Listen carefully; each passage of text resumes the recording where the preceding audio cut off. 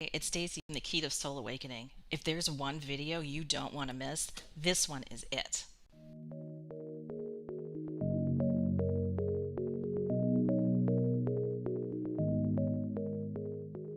When I began my spiritual awakening in 2018, Nicky Sutton's channel was the first one I found, and it still is by far the best channel on YouTube about spiritual awakening.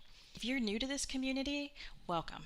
I built this community so I can teach others that recovery from trauma and abuse through a spiritual awakening is absolutely possible. I went through years of therapy in the traditional sense, and it just didn't work for me. I suffered in silence and anger for nearly 2 decades before finding personal freedom through universal laws and metaphysical spirituality. I post teaching videos and detailed accounts of my life, how I got through it. If that's interesting to you, please subscribe at the red button below on this screen and click the bell icon and turn it on so you can be notified of all the videos I post, sometimes 3, 4, 5 times a week. It just depends when the spirit moves me. I invited Nikki to come on my channel because she was a huge part of my spiritual awakening journey and the success I've had with it. Now, I'm sure most of my followers already know who this woman is, but for those of you who do not, Nicky Sutton is a YouTube pioneer on the subject of spirituality and awakening. Her YouTube channel is called Spiritual Awakening, and it has over 12 million views and hundreds of thousands of subscribers. She also has a new book coming out in the spring of 2021 called Consciousness Rising, guiding you through spiritual awakening and beyond. I'm going to link how you can pre-order that book right now in the description box below. But stick around and watch this video because I invited her to come on to talk about energetic cords. The conversation took so many different turns that we ended up discussing not only energetic cords, but forgiveness and recovery from abuse through spirituality. The cord cutting for me turned out to be the best thing I ever did in my life to move on from this trauma and abuse. Nikki was the professional who guided me through that cord cutting. She, along with Melissa, the spiritual healer who I speak about in the first part of A Chance to Be Happy, I credit for the two people who actually saved my life in 2020. There's no doubt about it. Nikki and Melissa, hands down, saved my life, and I'm here to teach all of you about how you can recover from trauma and abuse because of that. In this discussion, I get very real with Nikki about the things I went through and how I personally reacted to abuse and trauma and the effect that that had on my life. I'm hoping viewers can see that I've recovered and you can too. Please welcome Nicky Sutton to the Key of Soul Awakening. Thank you, Nikki, for coming to my channel. I'm so excited. Thank you for taking the Oh, time. thank you so much for having me. It's very kind of you. Oh, you're amazing. Okay. Oh, so Nikki, I'm you. wondering if you can tell us a little bit about the background of your soul awakening journey and what got you to come to the world and present all this information to us. Oh, okay. So, well, I had a spiritual awakening, quite a traumatic one actually.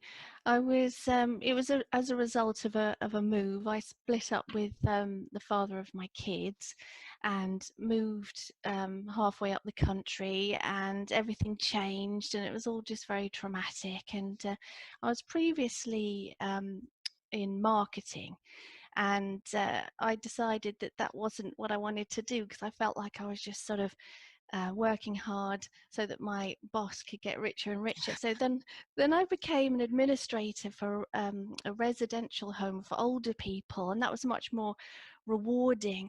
But I felt like there was a bit more to reality, like my whole life, a bit more to reality than what we see around us. But you know, it wasn't till later on that my awakening happened in my early 30s. So yeah, it was a traumatic event that initiated my awakening, and I just went on the path of searching and seeking for information, and I had lots of experiences, kundalini experience, lots of anxiety coming up, lots of old traumas coming up, and I was transformed into a completely different person, really, to be honest.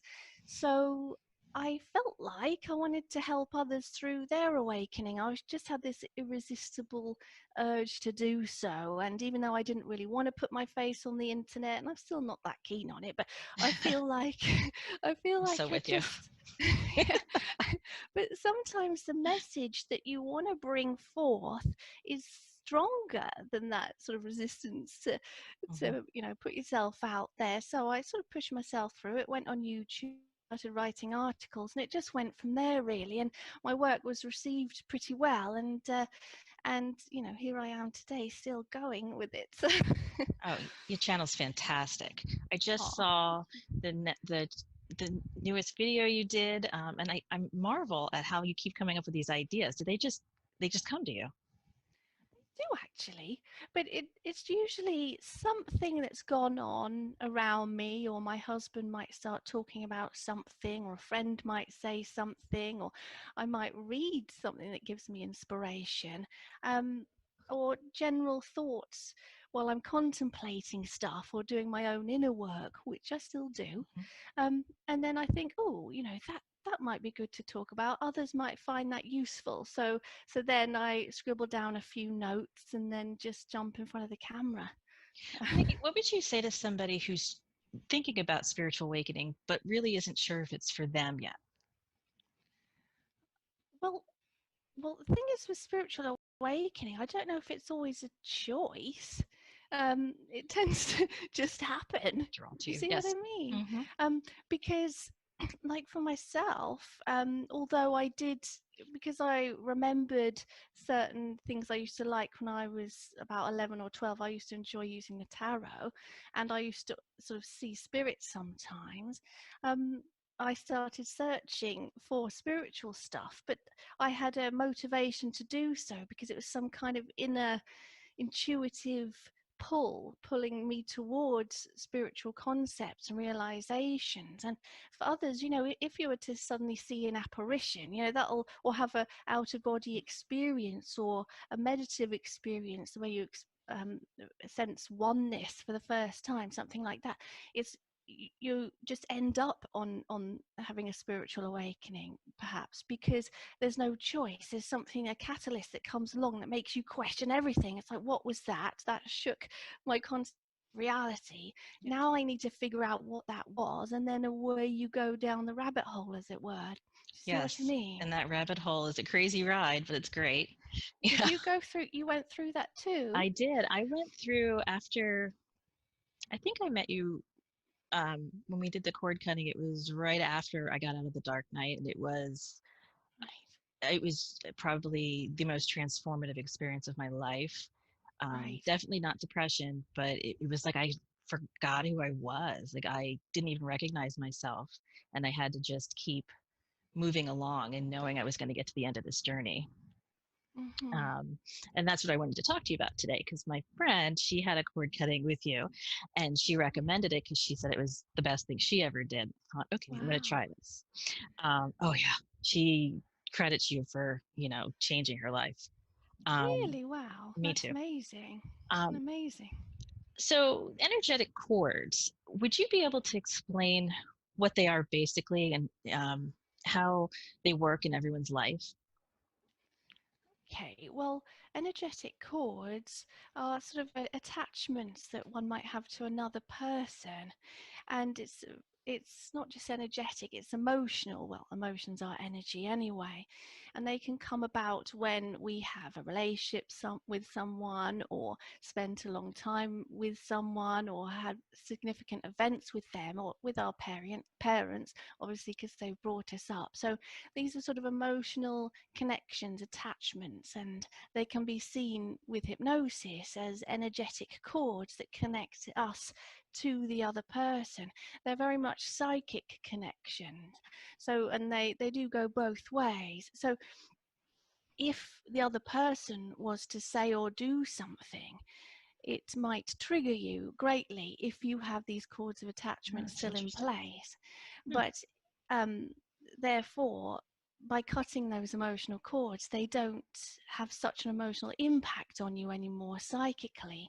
And therefore, you can be in their presence more easily without being triggered emotionally by what they say and do. And it's also the same if you don't see them anymore. You're not so triggered by those memories that come up about them, and you have less and less unpleasant emotion coming up about them too. So, And I think for me, that was the biggest change because in my channel, I talk in that chance to be happy. I talk about how I was obsessed with my parents and who they've not spoken to me in years. And I woke up every day just needing to see them, needing to feel them. And nothing helped me until I had this cord cutting with you. right. Where I'm not sure if you remember where I was actually on a wall with my mom and you whispered, you're two different people, right? And that's when everything just started coming down. I realized, yeah, we are two different people. Yeah, ever since that cord cutting, I don't have that same sense of despair and longing for people who weren't really nice to me. Um, Right. and it's interesting how I don't hate them, but I don't love them in a way that's their child anymore. I love them because they're humans and I pray for them, but they're not. I mean, I cannot explain to my viewers how much this cord cutting just helped my depression and my spiritual awakening along. It was the best thing ever. Wow, wow. Well, it would have probably cut that longing you have to see or be with them, because subconsciously your subconscious mind is probably longing to see them and be with them to reconcile and heal, because subconsciously you'd feel like the best way in order to heal this unpleasant emotion and what you're experiencing today is to somehow be in their presence to try and get some kind of um, uh, affirmation from them that it wasn't you, it's not your fault or something. But of course, that might be unlikely to actually come from them. It's the longing to be with them is a longing to make sense of it, a longing to draw it to a close.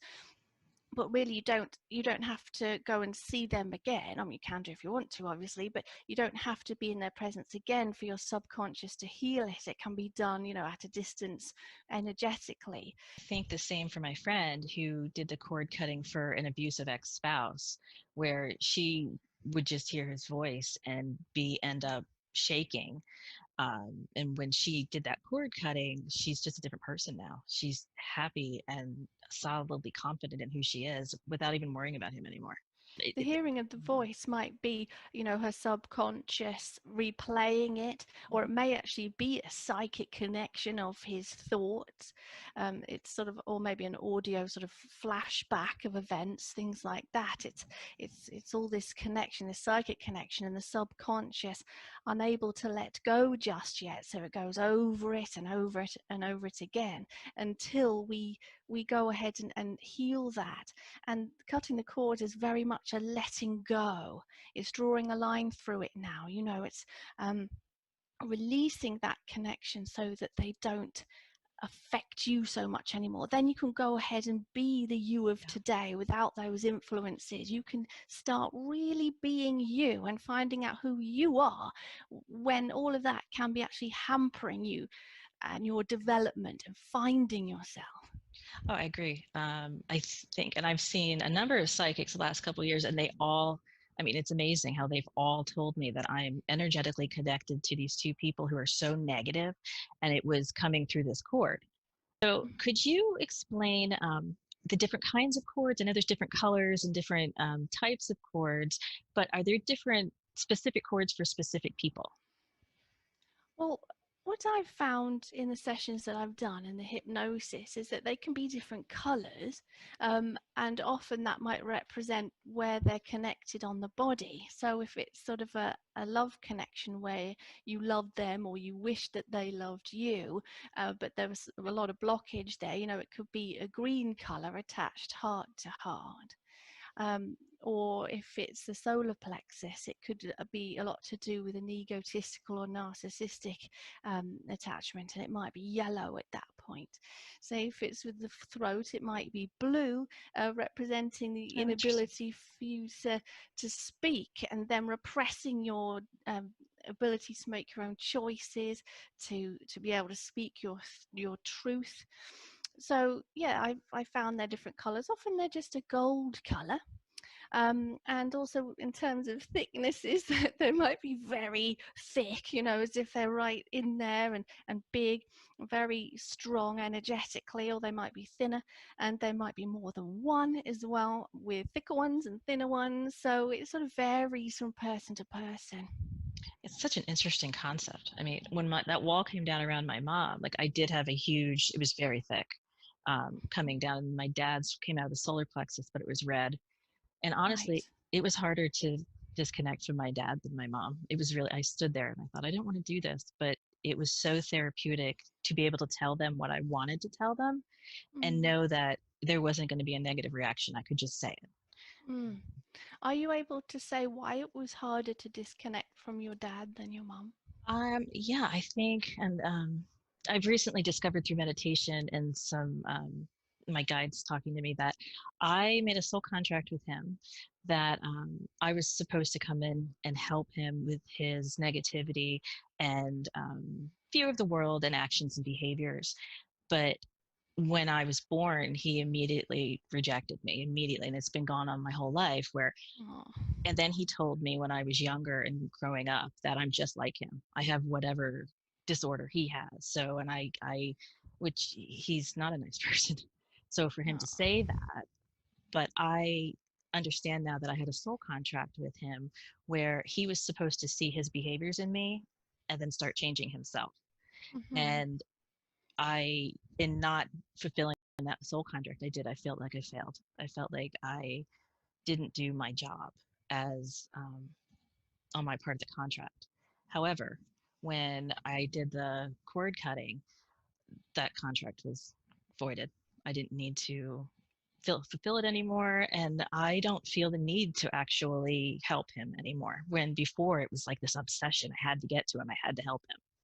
Mm. Um, and if we're going to talk about just the ego level and the human level, yeah, I was always his like little girl, and then he just kind of dumped me, and I never really understood why Mhm. until I got to the soul level and I realized this is much easier to understand from the soul level because he's rejecting himself basically because he doesn't like how he's acting.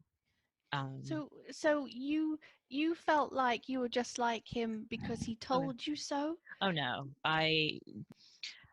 yeah, I mean, I wasn't that nice to people. And it was only the last couple months where I went through this spiritual awakening that I realized that, yeah, I was like him and I was becoming more like him every day.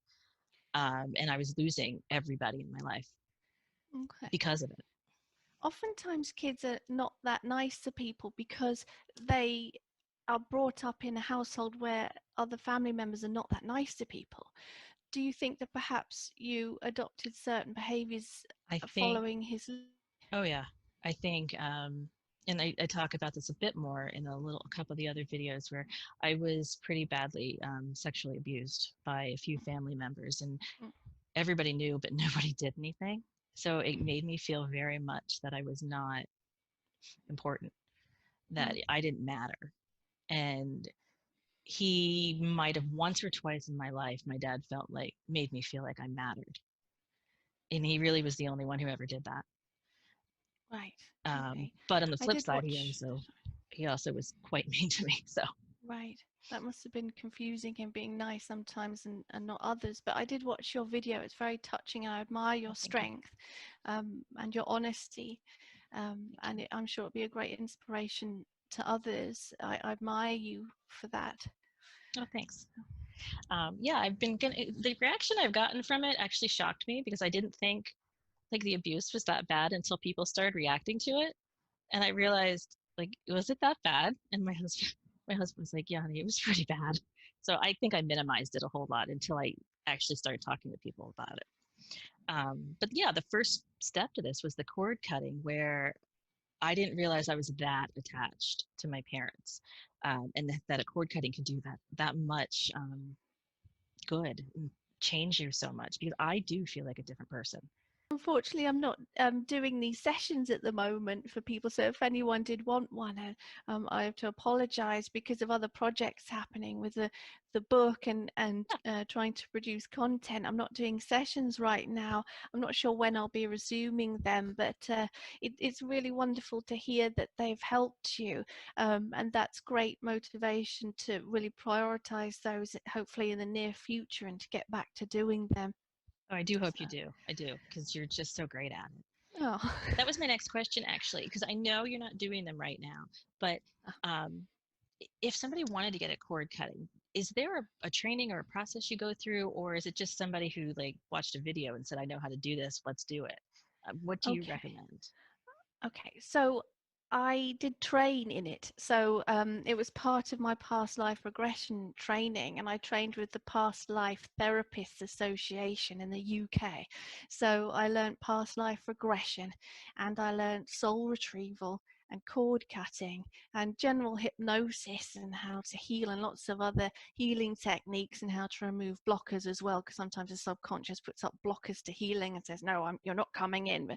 And how to alleviate those and stuff. So yes, I was trained in it, and then I developed my own techniques, my own ways of doing it, sort of improved slightly on the process in my own way, and also it led me to do the guided meditations that I do as well on that YouTube channel, on my YouTube channel for that.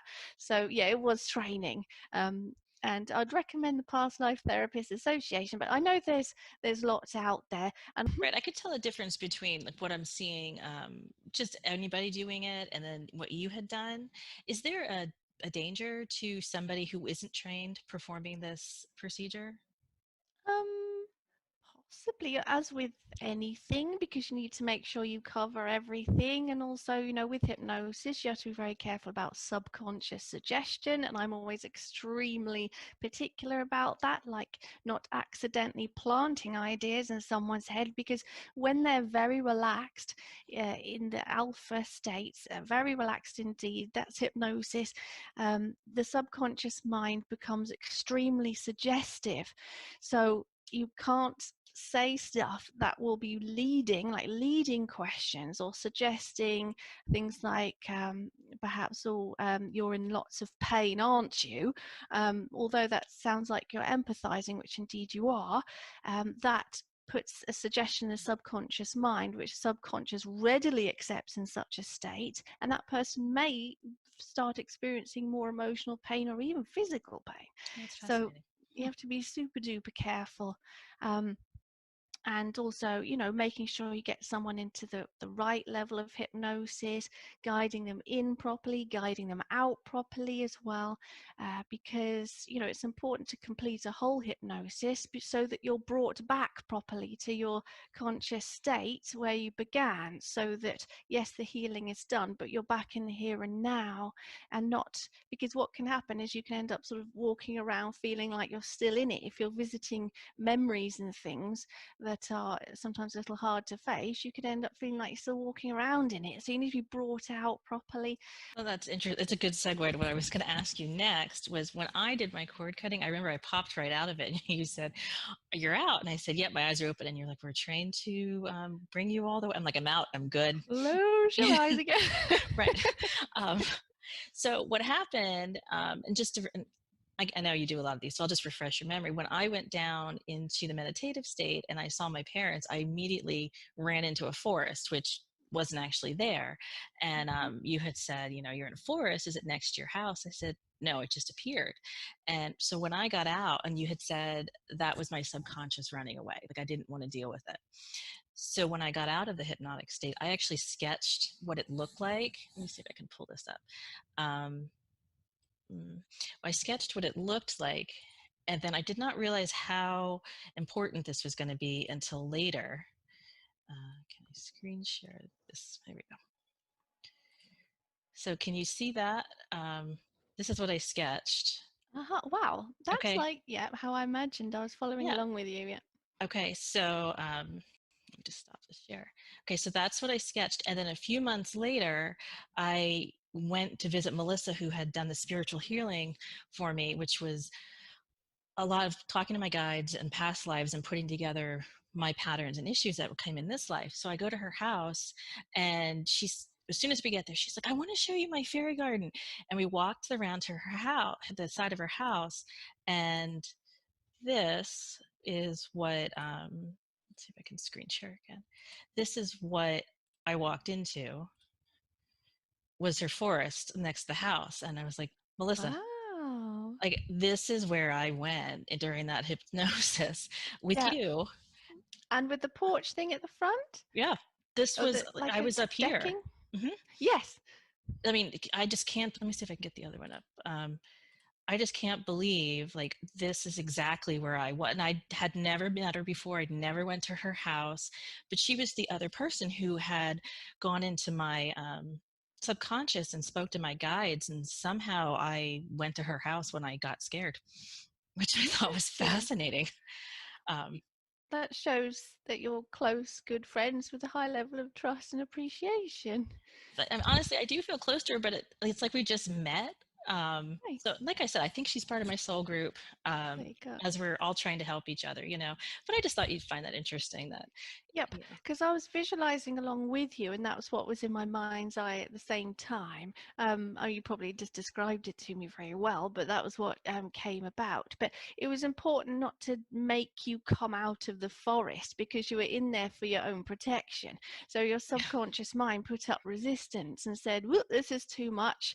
Into the forest I go because it's safe in there." And I checked with you what the forest felt like to you, if it mhm. felt okay, if it felt safe to you. You did, Okay, and right, you were that's kind what I of just wouldn't have. waiting because I just forgot my parents were there, and I just started planting flowers, and for a minute I did forget Nice. you were there too, until you said, "Are you ready to get out of the forest?" Right, Um, yep. So it was important to ascertain that the forest too was a nice, safe place to be. And once we ascertained that, I thought, great, now she's got a place to retreat to if she needs it. yeah. So then we tentatively, carefully, and slowly started to address why we were there. Your subconscious put that forest there for a very good reason, to help you to heal and just to give you a safe place there to retreat to and to be in if required. So you see how amazing and dynamic the subconscious mind is. It knows what to do given the It's chance. astonishing. I mean, astonishing that those two set that those two locations and sessions were blended together to show me that I'm on the right track. This is what I'm supposed to be doing. When I walked Mhm. into Melissa's forest, I literally got goosebumps because I was like, I've been here Wow. before. Do you have anything else to add about energetic cords or spiritual awakening for people who are just entering this process? Okay. So, well, with chords, it's also good during the session to not just cut the chords, but do a little bit of interaction with the personalities in the visualized individuals within the scene, because as part of my sort of holistic healing with this is to try and gain a little bit of understanding of why people are as they are, so a bit of understanding of their backstories, because understanding leads to forgiveness. This isn't making what they've said or done acceptable, but what it is taking the burden off the self a bit, because kids are very impressionable and they take on concepts like I am a bad person, that's shame, and I'm naughty, I'm no good at this, there's no point in trying, I need to be quiet, um, I'm not allowed, I can't do anything unless I'm told. So it's important to have understanding of the person's backstory, because they may have suffered something in their past that has caused them to be the way they are today. And if they'd had a really healthy upbringing, they might have been a completely different person. So by having a bit of understanding for their backstories, we start to see, oh, actually, this is kind of a grown, wounded child, say if it's a parent. This parent needs so much healing themselves that they probably weren't capable of being fully kind and nice and parenting in a wonderful way. They probably weren't capable of it because they needed so much healing. And in that way, through that understanding, you sort of end up automatically forgiving them a little bit, because you see, wow, if they'd had that healing, they probably would have felt better themselves, not behaved that way. So So during the cord cutting session, we try and have some understanding, which leads to forgiveness as well. And we wish them some healing too. Actually, you just made me think of another thing. Is that Okay.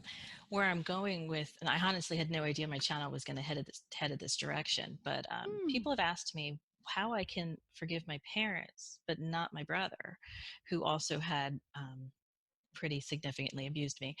mm, And that is the new journey I'm on. I'm trying to understand it so I can try to forgive him.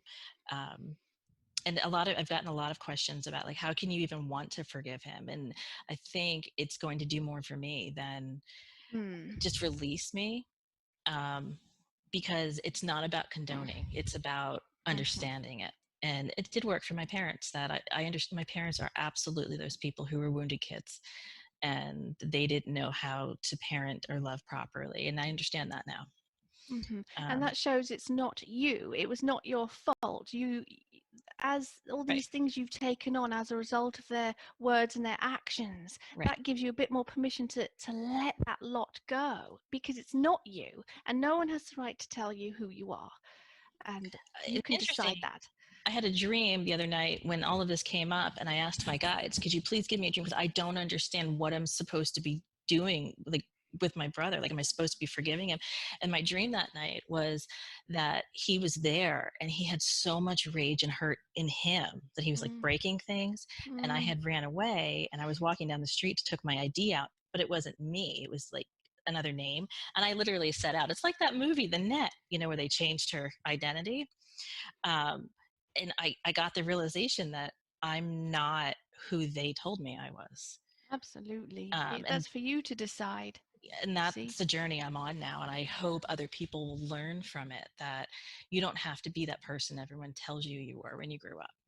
Absolutely. When it comes to your brother, I can understand how he would be very hard to forgive, because I did watch your video. So um, that's it. If forgive, you see, the reason why we shoot for forgiveness is just to release some of that unpleasant energy within the self. And as you say, it's not condoning, and that has to be remembered. If you can't reach forgiveness with him, at least try with the understanding, as you have been. As you said, he was a bit twisted. There'll be a reason for that. He may Yeah. have had something done to him, or observed these things. Even observing something like that would traumatize a child, and cause them to do the same behaviors, perhaps in an attempt to normalize it. I think growing up, I didn't focus on him so much, even though I should have. Mm, And my husband will even say this, that I didn't really blame him, oddly, for all of this happening until recently. But mm. yeah, I mean, I watched him get beaten when he was Oh, there you little. go. Mhm, So yeah, I mean, I do have a lot of empathy for him, and then that balances out with uh, the anger, and I can't really resolute that yet. um, mm. but yeah, I mean, we were pretty good friends, and I feel like all of that changed, and I'm Yeah, not sure why. And that's yeah, my journey. I'm going to figure out why and then forgive him. yep. I think continue with the understanding of why he may have done such things, and perhaps if he'd had a much more supportive, loving upbringing, then he probably never would have done such things. But we can't make ourselves forgive. We can't make our anger go away. It's certain realizations that allow it to naturally dissipate, often in an instant at that point, once we have the certain realizations. But it does, it can take a lot of time, and you can just work on the anger and the understanding through those realizations of the whys he was that way. And in a way, you start to feel a bit sounds like you start to feel a bit sorry in a way for them, because Yes. Hmm. yeah, you see what I mean. I absolutely understand. It's very odd to have pity for somebody who treated you so poorly. Yeah, I hope viewers Yeah, aren't taking this wrong, but it's perhaps pity for their backstory, but not excusing what they did, but absolutely. and not Yeah, normalizing it, but just in order to help the self, just to allow you to let it go in the way that it doesn't affect you so much day yeah, to day with unpleasant emotions. There has to be some sort of reconciling, and I often find that that is looking at the person's history and why they did the things they did. Never acceptable, of course, that they absolutely did. agree with you. Yep. And I think what I realized through this journey is that I labeled myself a victim my whole life, and in doing so, I gave myself permission to act certain ways because I felt justified. Okay. Okay. So as soon as I let go of that, I'm very careful not to call myself a victim, because if I label myself as a victim, it's a slippery slope to get down and not be able to get back up emotionally. Okay. So, and that's what I'm trying to tell my viewers, is that it's okay in the time being to be victimized, because that happens. But Yeah. staying in that state will paralyze your life. So you need to Because find a way it's to move on. Yeah, because it's not such an empowering state. In that state, Right. perhaps the motivation to, or the energy to heal, because it can be a tough road, the healing, and it takes a lot of energy. So in that state, it can be trickier to move towards healing. It's more of a stagnant state, perhaps. And that's what I was dealing with in the Dark Knight, where it was I can't. The Dark Knight was so, I just didn't want to do it. I just laid there. I didn't want to do anything. I didn't know who I was, but that was good because I had let go of all the anger and rage. I just didn't have anything else inside of me. Um, so I had to build up. And what happened was, the first thing that happened, that I actually remember feeling pride, as I was on the treadmill and I thought, I can make it to 20 minutes. I can make it to 20 minutes. And I kept wanting to get off. I'm like, this is hard. This is hard. I made it to 20 minutes. I literally started to cry because I thought, I did that myself. I did that. And it was the first time I ever felt pride for something that I did. It was so small. And I remember Wow, laughing, like, why are you crying? But it just, I had nothing inside of me because I had let go of all of that anger and all of that rage. And the first thing I allowed in then was pride for myself. And that's that's what got me wonderful. here, is that I just kept building on that, rather than I just don't allow any of the anger in, like I did before, because I don't justify it, because it's never You, justifiable to treat anybody badly. Absolutely. You can be proud of yourself, very proud of yourself. And perhaps in the past you didn't feel like you could be proud of yourself, but now that there's a separation between that past and your new future, you can fully allow those feelings to be proud of yourself. Exactly. I think in the past, and I think a lot of this for the viewers, is that when you feel pride, sometimes when you have parents like this, they take it away from you and they say, Hmm. it's because I drove you there, or I bought you that, or I. It was never anything that I had done. So I grew up and thought, I'm not gonna. I don't do anything good. It's exactly what I used to think. That's it. Yeah, I had the same thing, trust me. Oh And yeah, it's taken a long time to be able to not feel this big and right. to actually feel empowered and gain confidence. I still suffer from anxiety from time to time. It's a lot less than it used to be because I've had to let go of all those things that people said to me, and the humiliation, etc. And I've had to distance myself as who I am today from what they told me I was in the past. And gradually my confidence grows. I'm not where I want to be yet, but I'm definitely, so much closer to that. Takes a You should be while. proud too. You should be Thank proud you. of yourself too. Yeah, and I think, yeah, I mean, with my dad telling me from little on up that I was just like him, that ingrained itself into me, and I Yes, thought, I can't absolutely. be anything else than just like him now. Your subconscious mind, the subconscious mind accepts suggestion through repetition as well, especially as a child, because children soak up reality as they're trying to make sense of everything. So if you were repeatedly told that, subconsciously you would start behaving like that person, because your Mhm. subconscious mind has the command, I am like him, therefore you involuntarily automatically start behaving like that person. Yeah, and I think it was not until I met Melissa and she told me I have this pattern of anger and fighting, because I did fight with everybody, everybody. Um, Right. and then when I had the cord cutting, I realized, you know what, I really am. I was turning into him, and I don't need to be, because I have a choice. And just like we all have a choice. And But when you would fight with people, what was it that you were afraid of? Obviously, that's a defense mechanism. What honestly, what it what was happening? was that I needed to feel important. I needed to feel smart. I needed to feel like somebody that they can't just disregard. Right. Um, I mean, if you talk to anybody who knows me, they'll know she knows all the laws. Like she knows laws, she knows how to argue. Like I should have been an attorney, um, but yeah, and I use that. I used to use that in my life where I would argue with people and just try to appear smarter than they were. And it really was just because I didn't want them to discount me, like Okay. my entire family did. Was that because you were discounted in the past, or because you were behaving like your dad subconsciously? Well, I mean, at this point, I have no family left because they've all, I mean, because of that's how narcissistic families go. Like they just told everybody all this stuff about me and nobody talks to me anymore.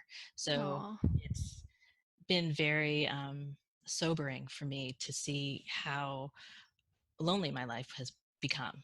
And oh, I mean, and until I had the cord cutting, I mean, I don't think I'd be sitting here today with the family and friends that I have if I hadn't made all these changes this year. yep. I mean, it was my last chance. So, do you feel it's been beneficial allowing yourself to let these people go? Because you probably felt because of the cords of attachment, you couldn't let yourself let Mhm. them go. But now that you have, has that been beneficial? Um, Absolutely has been beneficial because now I said to my friend, I was like, I said, Holly, after I had this cord cutting, I never realized I looked in the mirror and saw my mom's face. When I Wow. looked in the mirror the next day, I actually saw what I look like. And I don't know that I ever actually saw myself before because I used to just see my mom's face, my dad's Wow. eyes. Um, I, the narcissistic behavior in my family had ingrained itself so deeply in me. I mean, I still don't exactly know who I am. I'm just getting there, walking this path with the YouTube You'll get channel. there. Yeah. Yeah, but that was the huge change was that I didn't need to be like them anymore. And I look in the mirror and I saw myself. That's awesome. That's a perceptual change. So something happened during your healing process where your perceptions are reset. And then when you look in the mirror, because your perceptions have been reset, i.e., I'm not like me and my mum are two different people. Next time you look in the mirror, it's like, oh, and that the perception is not there. And now you get a chance to perceive yourself anew. And I bet it was a lot better. I It was like looking at a stranger. It really Right. was. It was. I stood there for a little while and just studied my face. Like, wow, Yeah. my face is a little larger than my mom's. My hair is a little darker than I thought, um, and I hope by bringing this to the attention of YouTube and the public that other people can see themselves in some of this and try to better their lives through what I've gone through. I mean, honestly, I don't know how I lived last year and the years before with so much anger inside of me. Mm-hmm. I look back now and I'm like, I can't believe that was me, honestly. Mm-hmm. Congratulations. Oh, You're doing I really do. amazingly. Thank you so much. Yeah, I was just going to say that I may have been a catalyst for your healing, but you're the one that did it, in that session. I was just Oh, thank you. helping you along. You're the one that did it. So, Oh, thank you. I want to thank you for coming on and having this very long talk. I oh, appreciated it so thank you. much. That's Um, great. for the viewers out there, remember Nikki's book is called Consciousness Rising, guiding you through spiritual awakening beyond. And I'm going to put the link below in the description along with all her other links and contact information. But thank you so much, Nikki.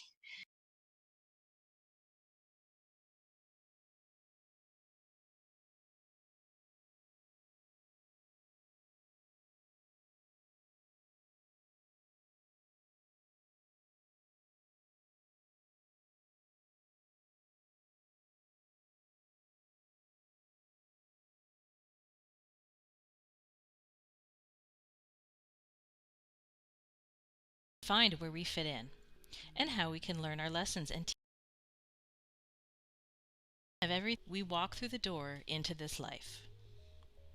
Life planning is a process that's fascinating as we look over the tapestry of all creation that is the universe and others, and find where we fit in, and how we can learn our lessons and teach others. This tapestry is a real life entity. It has a thread for all of us in all of our lives. When viewing the tapestry, we watch our threads weave through it, intertwining with other threads along the way. While deciding our next incarnation, we decide when, where, and with whom we incarnate. Most of the people we incarnate with, our major relationships, are from our soul group. A soul group is made of thousands of souls. Each soul group has a different mission as a whole, and each soul in the group has a part to play in achieving that goal. At times, we may choose to have someone from another soul group in our plan. These may present in our lives as the most challenging relationships. When choosing with whom we will incarnate, we enter into what is called a soul contract. Soul contracts are exactly what they sound like, an agreement made between two or more souls to accomplish a specific task in life. They generally do not get more complicated than that. However, they do have contingency plans if one or more souls do not fulfill their end of the contract. This means a slightly different path is taken than the one that would have been taken if the contract were fulfilled. Why would they not fulfill the contract? This is due to our planet having free will. We are one of the few planets in creation that has this luxury. Free will is the option of every human to choose what they would do in every action taken. We are not destined by fates. We are guided by our life plan. The soul contracts we make may or may not be accomplished due to free will of the souls in the contract. In exchange for free will, we are all born with no memory of our life plan. Wouldn't it be much easier if we all knew what we're supposed to be doing here? Well, that's the point of all this. We're supposed to be listening to our intuition, not our false selves, which is our ego that is based in human materialism. The ego is driven to look good to others. The intuition is driven by our life plan and the goals we set. When listening to our intuition, we'll be following our life plan. The more we follow our life plan, the sooner we will awaken and realize the enormity of creation and our place in it. Some soul contracts are major life relationships, like children and spouses. Others are what we'd think of as chance encounters, but we actually planned them as a contingency in our life plan if something would go amiss. For example, having work right now is difficult due to the current situation globally. Many people are feeling downtrodden. A person such as this may sit in their house sinking deeper into depression as the bills pile up. Seeing this happen on his or her life plan before they were born, the soul planned someone from their past to contact them, someone who they hadn't thought of or seen in years. That person thanks them for the positive difference they made in their life. This single act swings the depressed person towards positivity and allows them to remember that they are loved and to continue with their life plan. Every time you say, "What a coincidence," that's actually a little mile marker, a little flag your soul planted on your life path, telling you you're on the right track. It is possible for us, as incarnated beings, to cancel soul contracts that are not serving us. Should we encounter a troubling, near impossible relationship that's causing us debilitating struggles, we simply can ask the universe to sever all contracts that are not serving our highest and best good. This is to mean only the soul contracts that have fallen flat, irretrievably broken, will be considered null. All others will continue, as you have important work to do here. So soul contracts are something that we all have as an intricate part of our life plan. But what are mirror incarnations? This lesser-known clause to the soul contract is quite important to understand our difficulties in life at the soul level. A mirror incarnation is a plan to incarnate to mirror another soul, behavior, or karmic patterns in life, so that he or she may recognize his or her own behavior or challenges and work to better themselves. In essence, the mirror is in existence as a living contingency for a soul on the wrong path. Of course, the mirror can also have other contracts with other souls. Their entire life is not for one soul's life plan.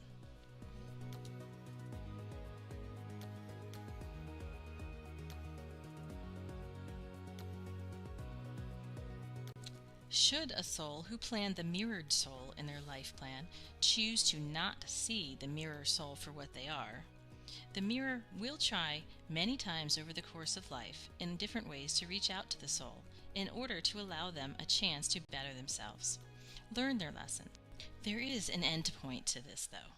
Once the mirror has exhausted all avenues to fulfill the contract to get the original soul to change their behavior and live their highest and best life, the contract is deemed null and void.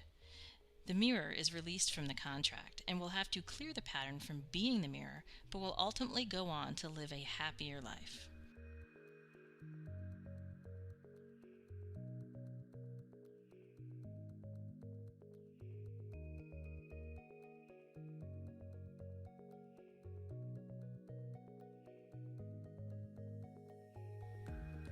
So to recap, everyone has soul contracts. The soul contract is written to help both souls in some way.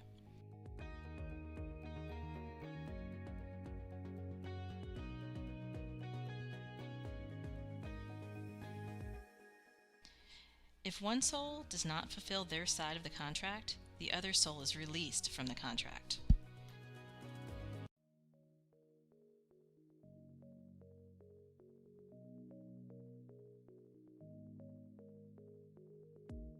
Mirror incarnations are a specific type of soul contract designed to allow one soul to see their behavior in another and make changes. Thanks for watching. Please put your questions and comments below this video, and remember to subscribe to help our channel grow.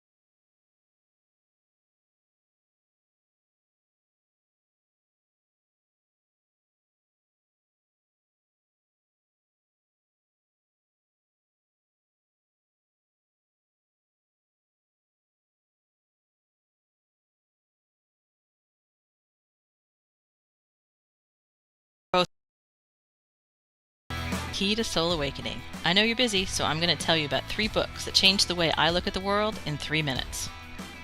First, if you're new to this channel, make sure you tap that red subscribe button on your screen. I'm here to teach you how to find freedom in happiness. If you're looking for a book that dips your toes into the world of spirituality, this one is for you. Sylvia Browne is the well-known psychic that appeared many times in the Montel Williams and Larry King shows in the late 90s, early 2000s. Sylvia's book, The Other Side and Back, A Psychic's Guide to Our World and Beyond, is the book that is a gateway to living this life. It's a light read, packed with Sylvia's wit and depth of knowledge.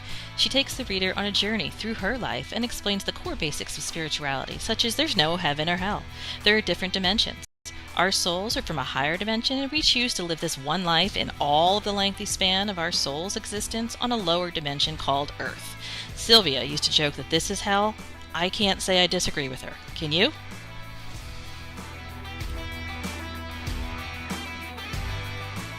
Next up is Robert Schwartz and his book, Your Soul's Plan, and its follow-up, Your Soul's Gift. I kind of get them confused because they overlap, but they're both really good, so read them both.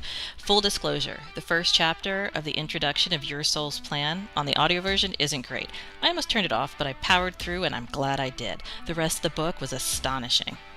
Opening up the book, Schwartz tells the reader male in the basement of a university building when a mail bomb went off in her hand, nearly killing her. Schwartz recounts how the woman discovered that she planned the attack before she was born and held no ill will for taking place. Schwartz covers everything from miscarriage to age to sexuality to drug addiction to accidental deaths and the loss of a loved one, which were all planned, and more importantly, why. As a mom with 2 special needs kids, one story touched me deeply. It was the story of a mom with kids who have severe disabilities. She questioned, as I have many times, why I ended up with a life like this. In her session with Schwartz, she discovered she not only planned her life, her children also planned to be with her. Her daughter contracted to be with her younger son because the younger son needed her daughter's help to get through this earthly life. Yep, I was crying by the end of that chapter. I totally need to do a whole video about Dolores Cannon, and if you know who she is, you know why. Dolores Cannon is an icon in spirituality. She held no psychic gifts, no extra abilities, but her books are literal transcripts of sessions with clients. The first book I read by her was called The Convoluted Universe Part 1, Metaphysical Ideas Bordering on Quantum Physics. It's a long book, but it was one of the few books I read end to end in one session. About about 8 hours because I could not put it down. In this book, Candid's sessions with clients center around past lives, different dimensions and the fact that they're all layered on top of one another, aliens, Atlantis and why it was destroyed, the golden rule that was given to us by different dimensions, elementals, yetis, how Tesla was given the information for electricity through a meditative download. There are so many more topics that made me reevaluate what I was taught growing up and change the way I looked at the world. Okay, so it went a little over 3 minutes, but it was totally worth it, right? There are so many more books that I could tell you about, and I will. So subscribe to my channel. Hit that red button at the bottom of your screen right now. It's quick and easy. Leave me a comment below if you've read any of these books or you plan to read them. Bye, guys!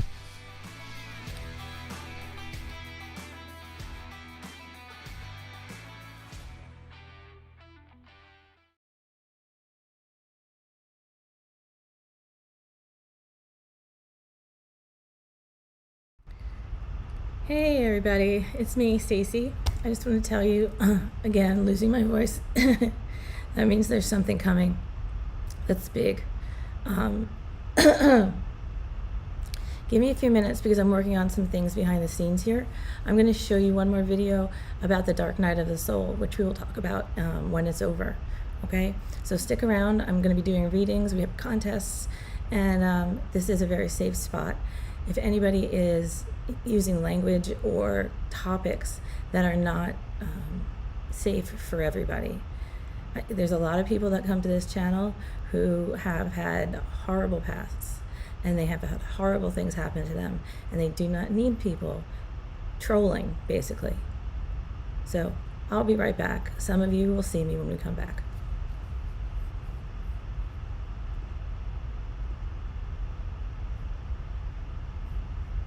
First enter the dark night. I described it as sitting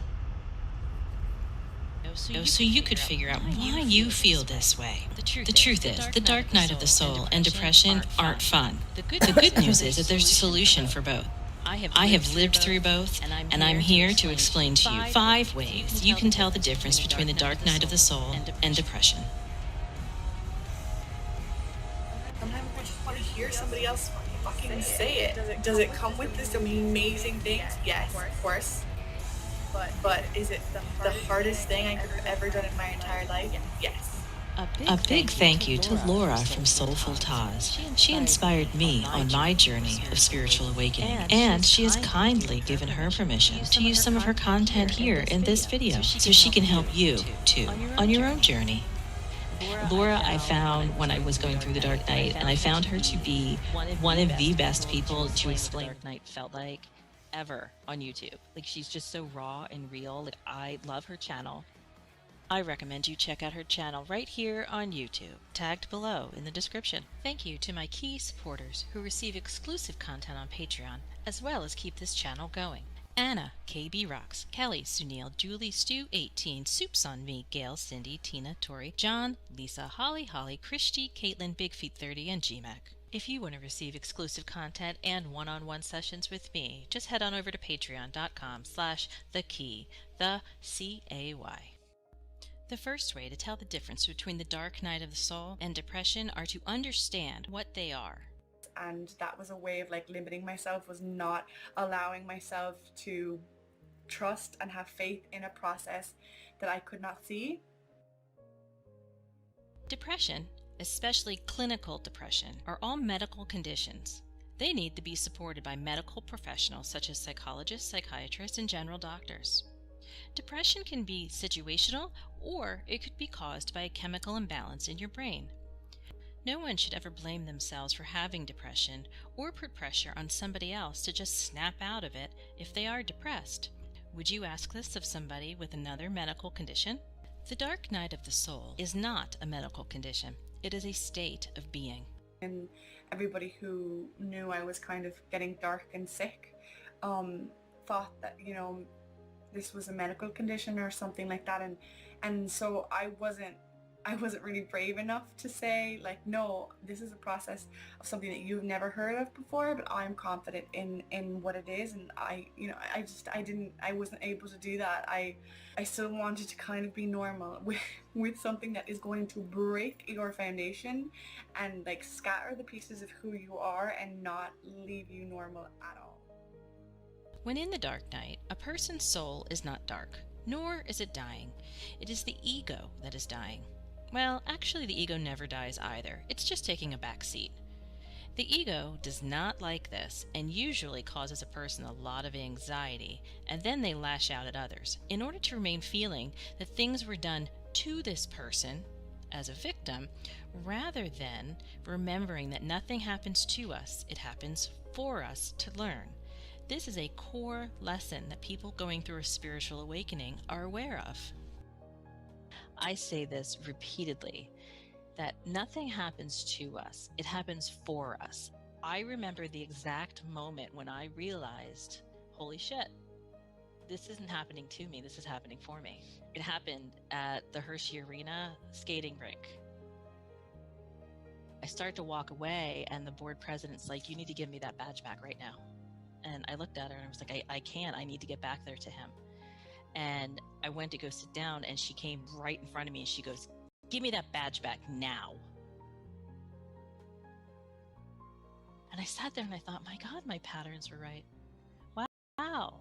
Like, this really showed me, this happened for me. Which brings us to number 2.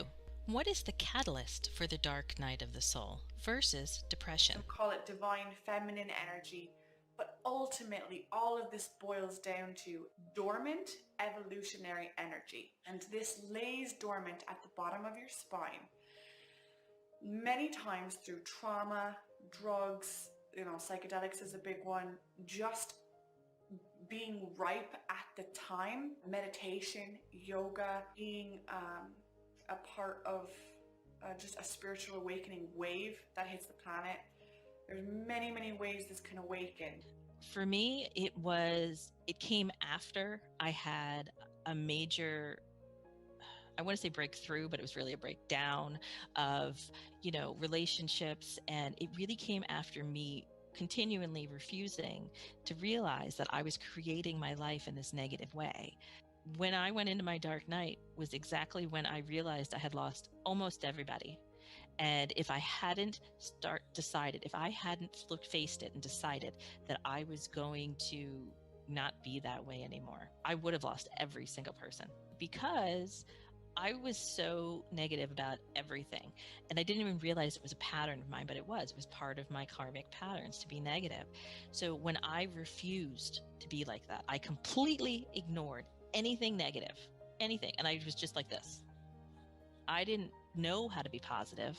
I didn't know, like when people say, baby learning to walk, that's how it felt for me, learning how to be positive, learning how to take the steps towards getting out of the dark night. I felt very much like I was stuck in cement. I didn't know what to do.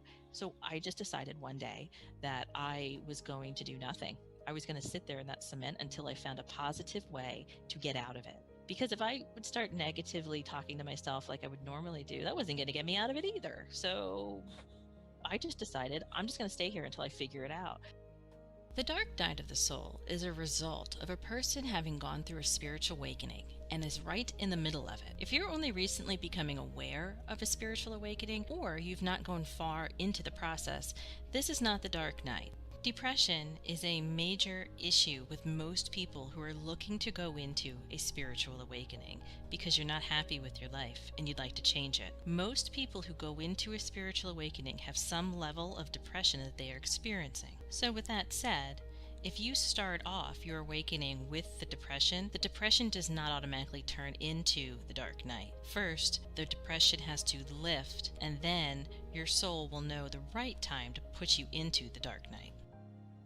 Number 3. What does a dark night feel like? Oh, it is a gruesome process. So much coming up, so much healing, so much just like I thought, everyone said in the fall it was going to be great changes, and there were. It was just one of those things where you're like, oh, those kind of changes. Okay. I'm sure you're tired of hearing that it's just going to get better, it's never going to be like this, but when you are in it, it doesn't feel that way. That all went away. I started losing interest in absolutely every single thing that I loved. My genuine persona, my personality, all of that stopped happening. When I was in the dark night, I very much didn't know who I was. I very much didn't like who I used to be. And I realized something I had never realized. Inside of me, for the last almost 40 years, were two things: anger and apathy. I didn't have anything else. I didn't know how to be happy. I didn't understand how to stay positive in situations that sucked. I know that I have things I need and I want to get done, and it feels like a prison sentence. I don't want to be inadequate. I could be great at so many things, but my excuses are my limitation. I limit myself and I'm angry at myself. So there you go. I'm at war with myself. In a depression, there is a level of internal pain that is almost unbearable. The question in a person's head who has depression is usually, what is wrong with me? Or why do people treat me so bad? Or why is my life so miserable? In the dark night, the only questions that exist are, who am I and who do I want to be?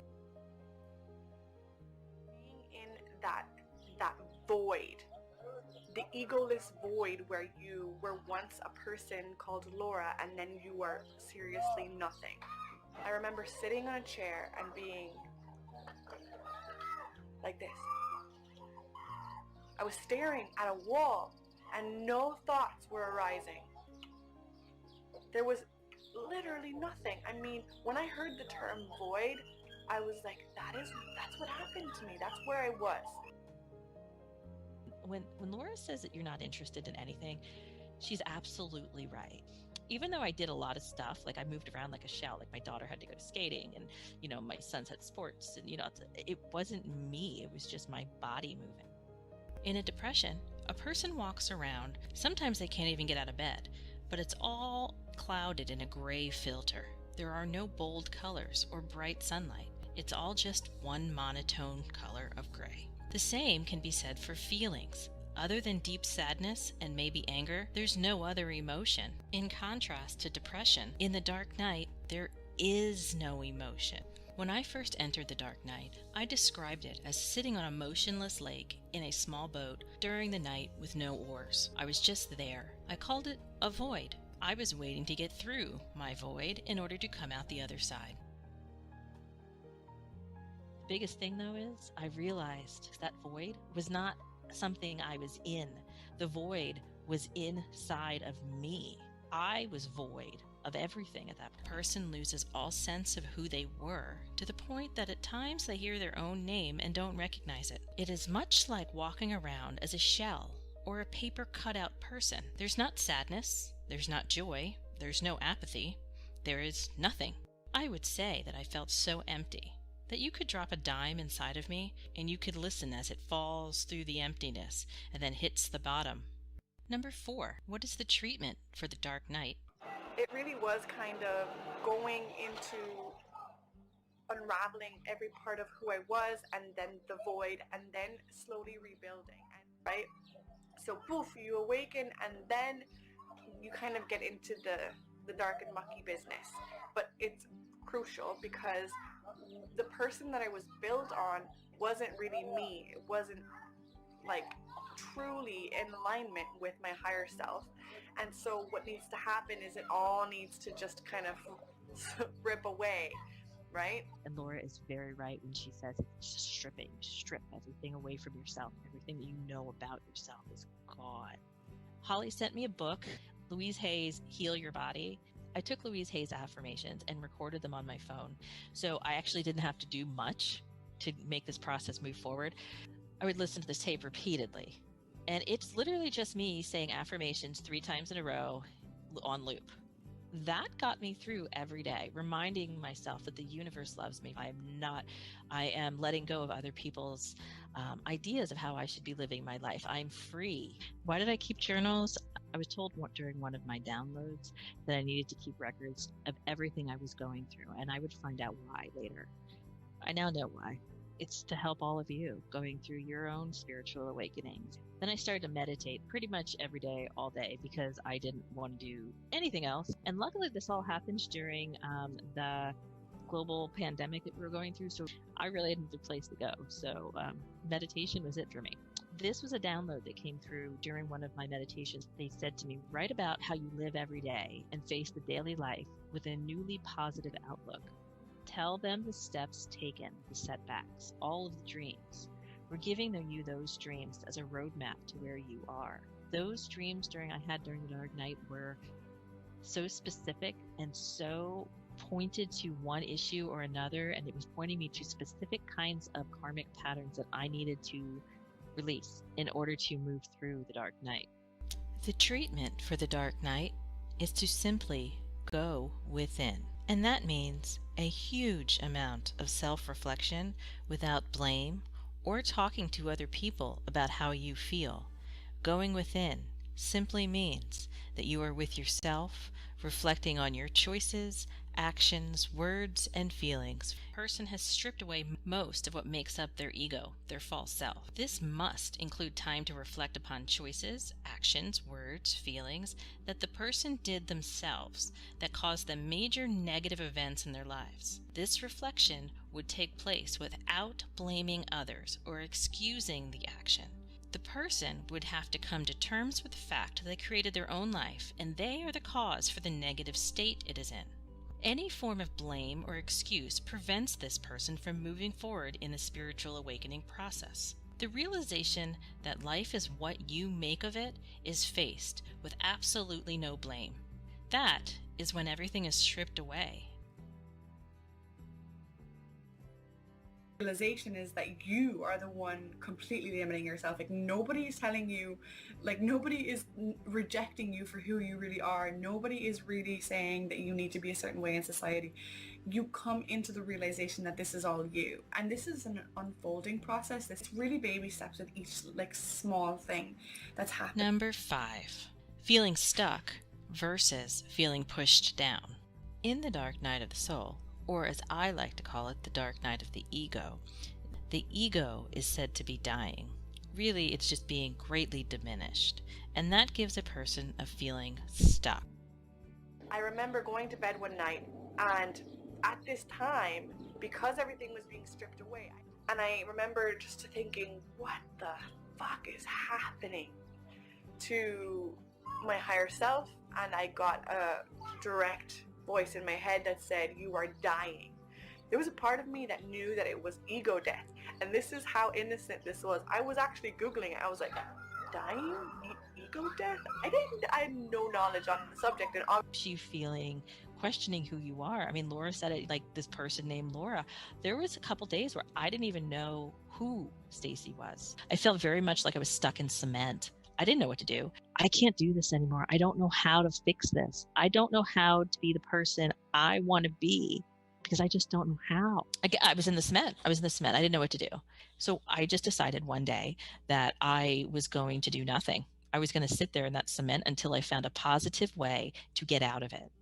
As stated, the only way to get through this process of the dark night of the soul is to go within and evaluate your life choices and your life circumstances without any judgment or blame to self or others. Whereas depression feels like you're being held down or held back by outside forces. This was the largest difference for me in knowing what the difference between the dark night and depression is. I felt no level of despair whatsoever in my dark night of the soul. However, when I was depressed, and I had been depressed for a very long time before this, there was always an element of despair, hopelessness, sadness, anger. I always had those feelings. But when I went through my spiritual awakening and then entered into the dark night, it was just nothing. And although I was a bit uncomfortable at first, I decided nothing was better than feeling angry and sad all the time. The dark night of the soul forces you to go thin and reflect on yourself and your choices, whereas depression requires that you get outside help. The reason for needing outside help with depression is because the risk of suicidal tendencies is there. In contrast, the dark night of the soul, there is no risk of suicide because you know you are valuable and you know you are loved. You know the only way to get through the dark night is reflect on yourself within without outside help that might enable you in a victimhood state. And I was in this situation with my kids' school where it was very much stressing me, and I was very much trying not to react, because any reaction I had to this was not a good one. So the day it all changed was when I had gone in to take a shower, and I talk to my guides a lot in the shower. It has something to do with the water. So I put my hands up and I just said, okay, guides, I am giving you complete control of my life at this point. I'm ignoring my ego and my false self. I'm going to release every pattern, and I'm not going to resist anything you bring to me. I release all of it. And I was going down a list.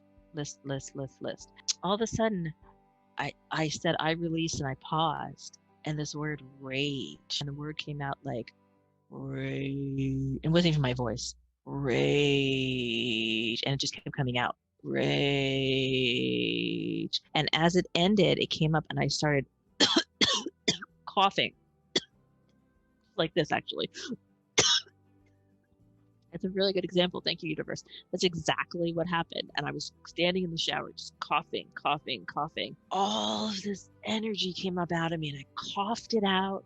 I stood there for a minute because it was like so much negative energy came up off of me that I felt like I was standing in that shower 3 feet off the ground. And I'm not even joking. It was euphoric. I just released something major. Now let's review. I had just told the universe I'm aligning with my soul's will. I had just said I would resist nothing. I gave them a list of things that I was concerned about, like my kids' school. Everything was just so stressful. I gave it up to the universe and I said, I'm going to resist nothing. So 3 hours after I got out of the shower and I had just aligned with my soul's will, my husband comes to me and says, what do you think about moving to the Caribbean? They have a school that's really good and the kids could go there and we would live the life we've always dreamed of. Ordinarily, my response would have been, are you fucking crazy? Not only did he want to move countries, we were in the middle of a global pandemic, but I had just said to my guides, I would resist nothing. So I found myself going, well played, universe. Well played. And I said to my husband, sure, let's talk about it. Fast forward, now we're living in the Caribbean because the universe brought us here. People who are ready to go into the dark night know exactly what I'm talking about. If you are not understanding what I'm saying, then you are in a depression and not the dark night, because the universe, our spirit guides, and our soul does not allow us to go into the dark night until we understand fully our value in this world, our value in this universe, and the purpose of the dark night. Even if you don't understand the purpose on the conscious level, your soul knows what that is. And it's time to build yourself back up. And the way to do this is to not accept anything negative in your life, only positivity. It may take some time to get comfortable with positive feelings, but once you do, there is no turning back.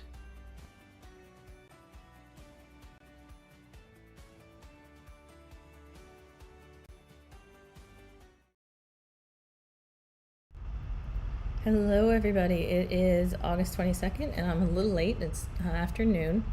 I just want to tell you how this is going to run. If you want a reading, you put your first name only and your date of birth and specific question in the chat box.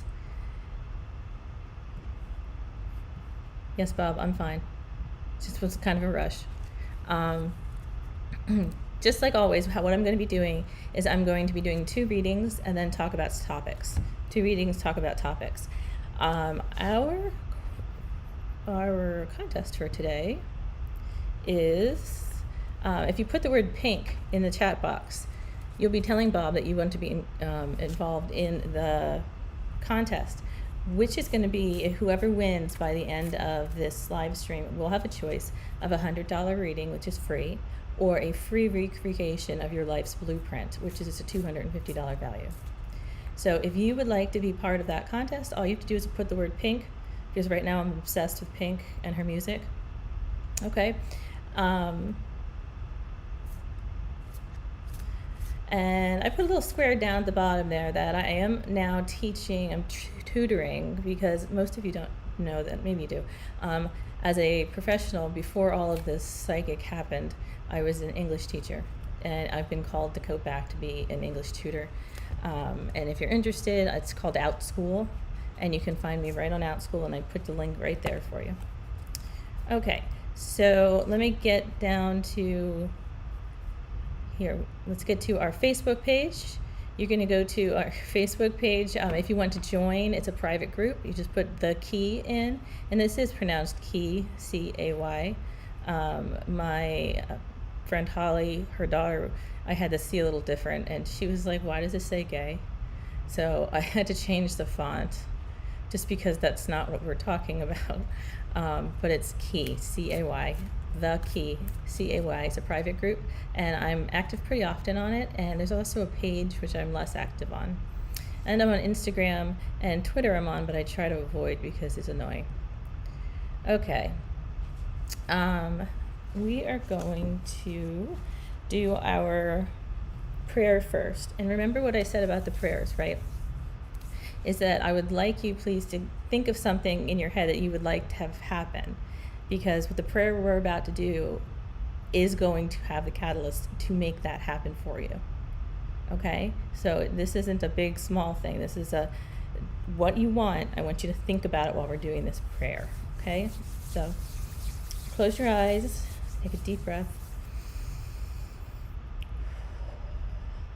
And trust we are here, Divine Source, in all that is love, unity, acceptance, and safety.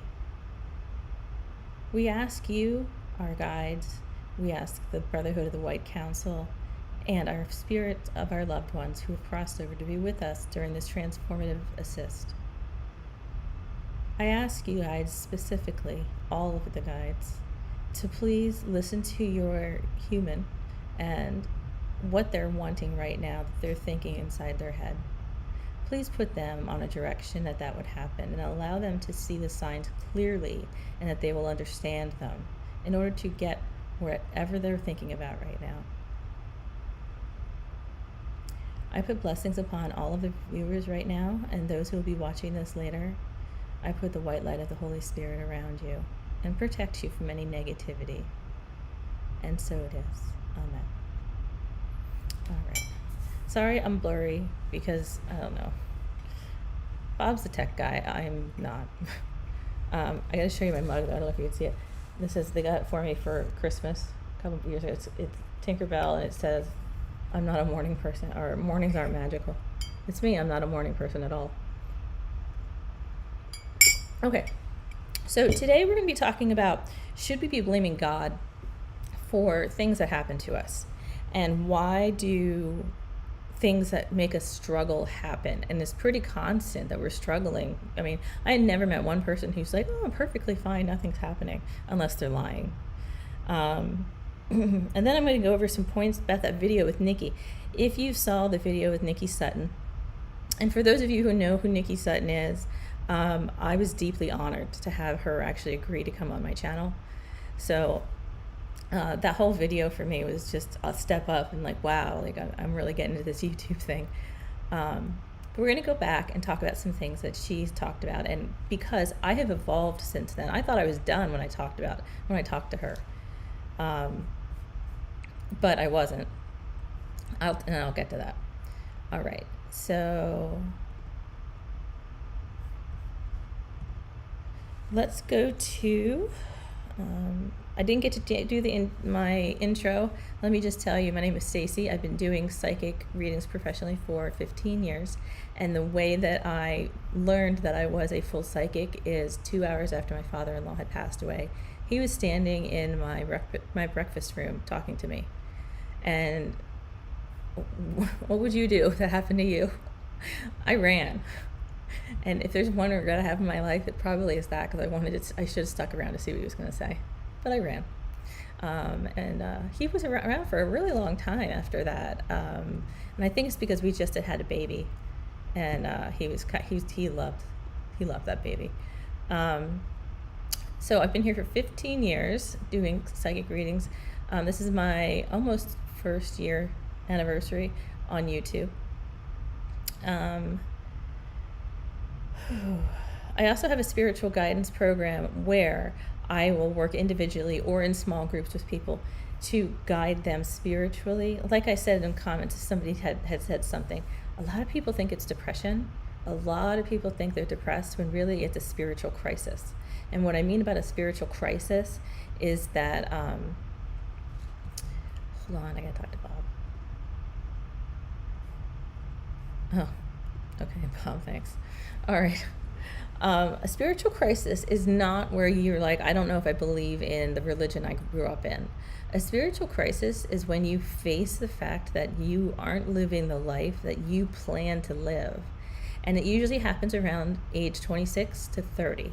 And on my blueprints, I actually point this out, and I'll explain if you order a blueprint for me, what happened around that time period, and every 4 years after, it will show you exactly what's going to be happening. And when you face your spirit, when you face the karma that you've brought along and you clear it, guess what? No more depression. Okay? So there are people who are depressed. Let's get that straight. It's completely different than a spiritual crisis and the dark night of the soul. Okay? Oh, thanks, Diane. I love my new glasses too. They're a little light for me though, but yeah, I love them too. Thanks. I picked these out special. All right, so let's go to the first reading. And remember, if you want to be a part of this pink, you have to stick around till the end to see if you are going to win. Okay, Bob, let's find your... I keep losing this list. I'm so sorry. This is why I need more. Okay. Simba. Okay. Paper out. Okay.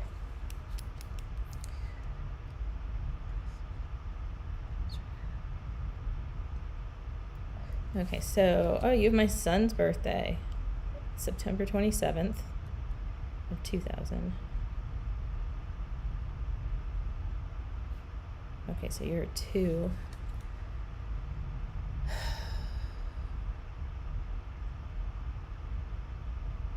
Okay, so right away, what I'm getting is because you're a 2, you want to keep harmony and happiness in your life. Like, you don't want to upset anybody. They're very into harmony and balance, 2s. So I'm seeing you struggling with this because you know you're going to upset the apple cart, whichever way you do, if you stay or if you go. And it's not a question if you will be able to move, because, you know, if you want to do something, you can absolutely find a way to do it. It's a matter of if you are ready to move.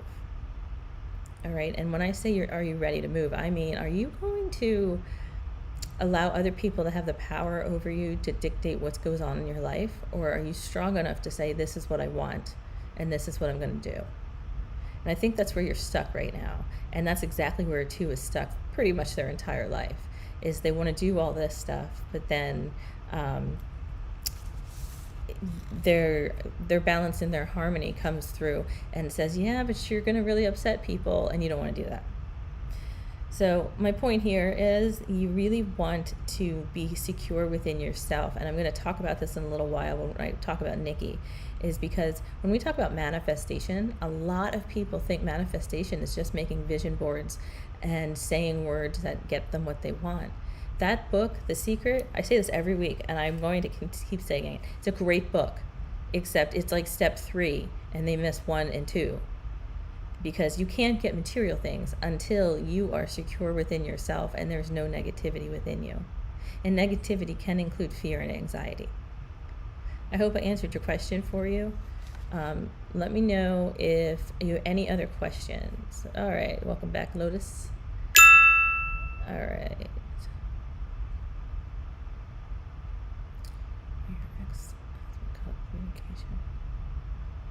Right away, I'm getting this was not a very good relationship. I'm going to go over the comments here.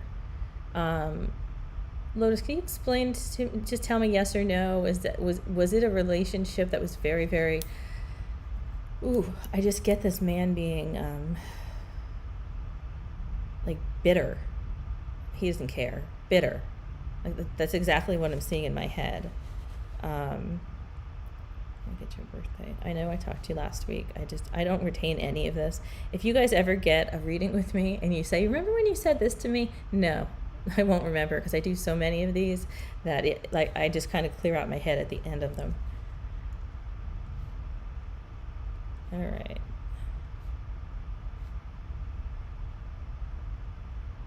Okay, 9. Okay.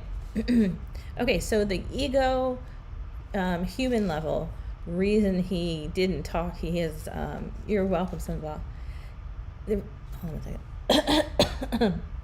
The ego-based reason that he has cut off communication is because he feels his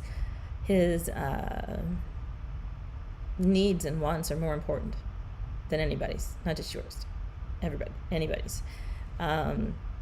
Yeah, definitely a toxic relationship. Now, you're a 9, and a 9 is the last number in the life paths. 9s learn their lessons through endings, and this is a huge lesson for you. It is a huge lesson where like your relationship has ended and you're trying to like grapple onto it, and as you're grappling, you're thinking, do I really want to do this? But people tend to feel comfortable in situations even if they are not good. So you can be comfortable and unhappy, or you can be uncomfortable and happy. So right now it feels to me that you are upset about this loss of communication because it was more comfortable for you to be with him or talk to him. And what the universe wants you to do is push yourself and force yourself to do other things, to be more like you than who you were with him. Does that make sense? Okay, let me know if that makes sense. Hold on a second, let me move over. He said, toward the end, but it started out, just don't all relationships start out great? I mean, seriously, do you remember Khloe Kardashian got married in like 9 days? And what happened to her marriage? Okay. All right, so we're going to talk about right now, should we blame God? And I got to tell you, one of my largest pet peeves is when people ask, why did God do this to me? God didn't do anything to you. I want you to think about the worst thing that ever happened to you. Okay? Think about the worst thing that ever happened to you and think, did you blame somebody for that? Because we do blame people and things for that. We planned our lives. We planned everything about our lives. We planned an infinite number of lives. So if I make this choice, let's say I would just leave this live right now, that would put me on a different timeline. If I go long, that would put me on another different timeline. So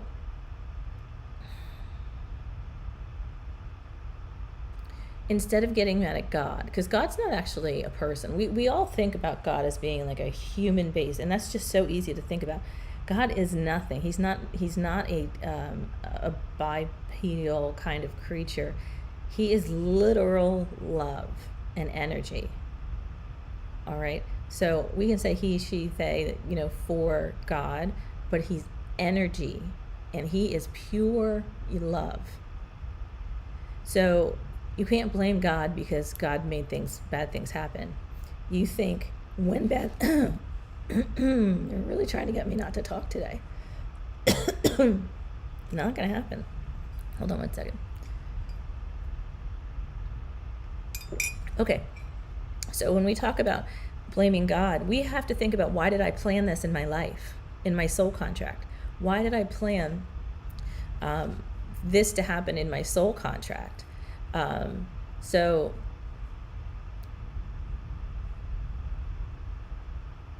okay, they're telling me right now that a lot of you don't know what a soul contract is. If you know, put it in the chat box real quick, yes or no. Do you know what a soul contract is?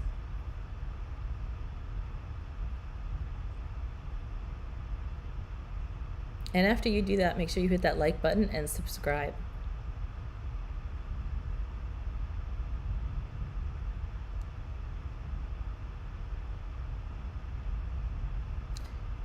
Yeah, Lotus, I'll get back to that, okay? All right, so while you're waiting to tell me if you know what a soul contract is or not, I'm going to move on to the next topic, which is, why do we struggle? Kind of ties in. Why do we struggle, okay? And it has to do with soul contracts. So let me explain to you what a soul contract is.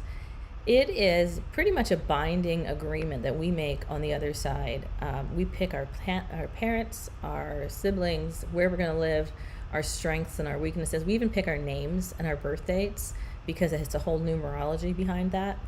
And that has nothing to do with the study of numerology. That has to do with us having, I'm going to say like a serial code kind of a thing. So a soul contract is a contract or an agreement you've made on the other side to learn something.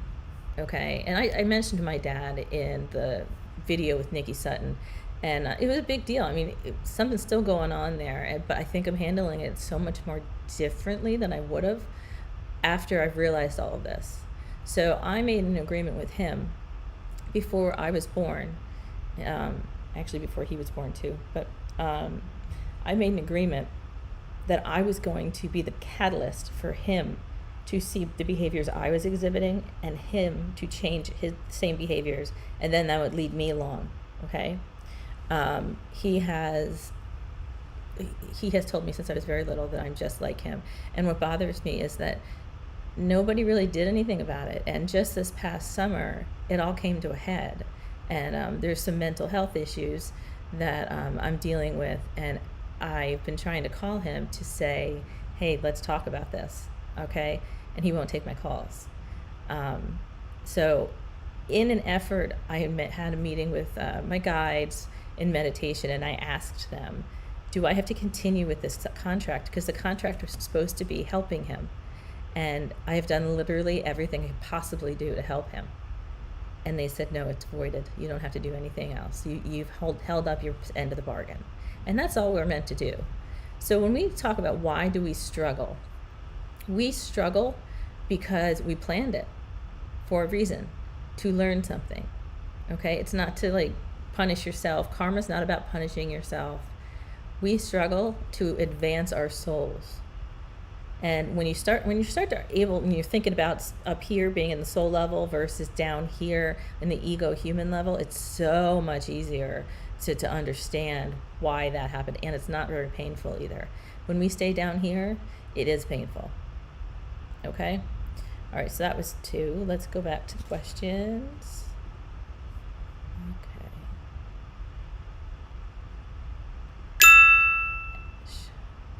Okay. Esha. Okay, so I already can tell you by your first name, Esha, that you have a quality to you that is driven and successful at anything that you try. And when you don't get, and when you're not as successful as you're really hard on yourself. They're telling me to pull the cards up for this one. You're really hard on yourself, Esha.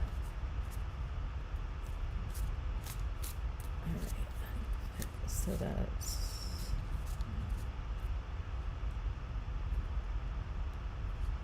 you're a 5. Okay. It's interesting that you're going into medicine and you're a 5. Let me just check my math.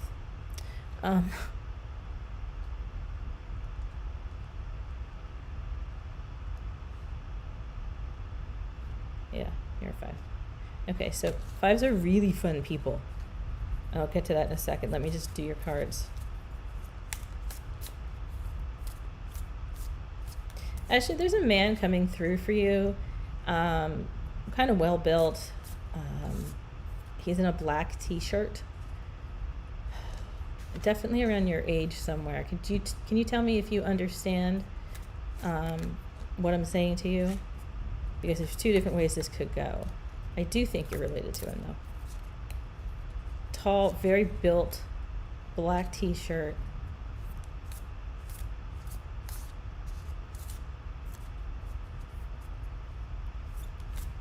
Tell me if this resonates with you, and I will tell you what they're coming through to say. All right. Interesting. Queen of Wands, Queen of Swords.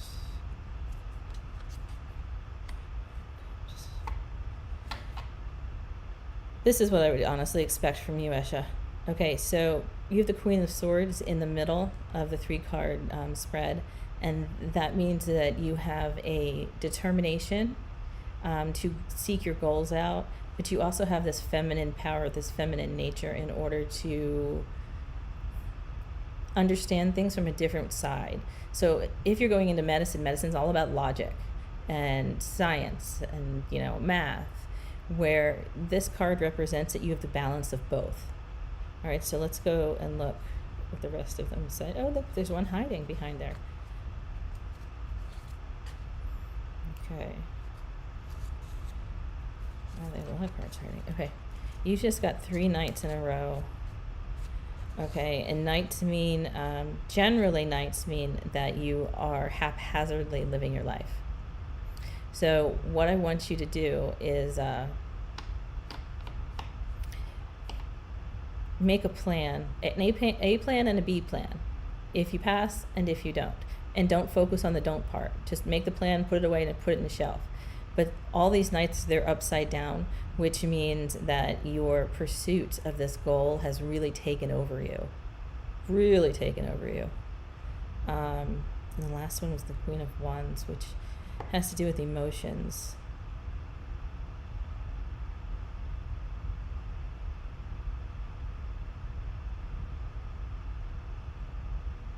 Yeah, okay. So they're saying that you're way too hard on yourself about this.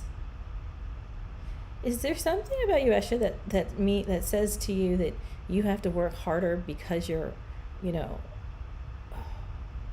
like between men and women, you have to work harder, and that's what you keep telling yourself. You need to stop doing that because you don't have to. You don't have to. Let's see what the next card is. Hold on. Okay, great. Look, you got the Wheel of Fortune card. The Wheel of Fortune card, and it's upright, means that you have a lot of luck coming to you. You have a lot of good things coming to you. So what I want you to do is I want you, Esha, please, to think positively about everything in your life. Everything positive. Okay, so even if there's a little thing that's like a little problem, don't focus on it. Focus on the positive things, and that's how you're going to start manifesting. That's how you're going to pass this test. That's how you're going to really meet some people. Are you looking to move? Your dreams become about, yes. I don't see you staying where you are after you get certified. You're going to be moving to a really good job, I can tell you, honestly. But again, there's this man still with me. He's darker skinned, a black tank top.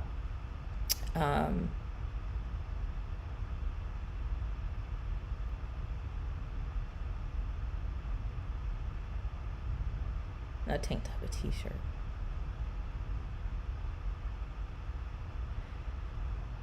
If you need help, that you're going to ask this man to help you. I believe he's a guide. He's dressed differently than most guides are. So he's your spirit guide. And I want you to please talk to him when you're feeling stressed. I do it literally all the time. Like, okay, where did I put my keys? Where did I, da, da, da? And they'll just pop up out of somewhere and I'll see them. Great. That's what you do with your spirit guide.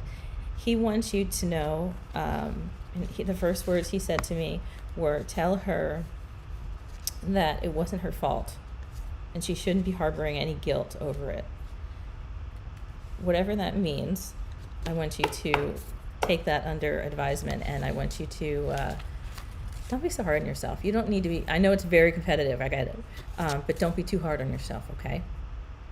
All right, let's go to the next question.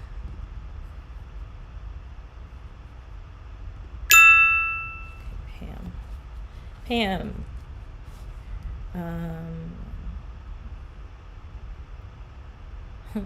I have to laugh at all these birth dates, honestly, because I can remember where I was in January of 1998.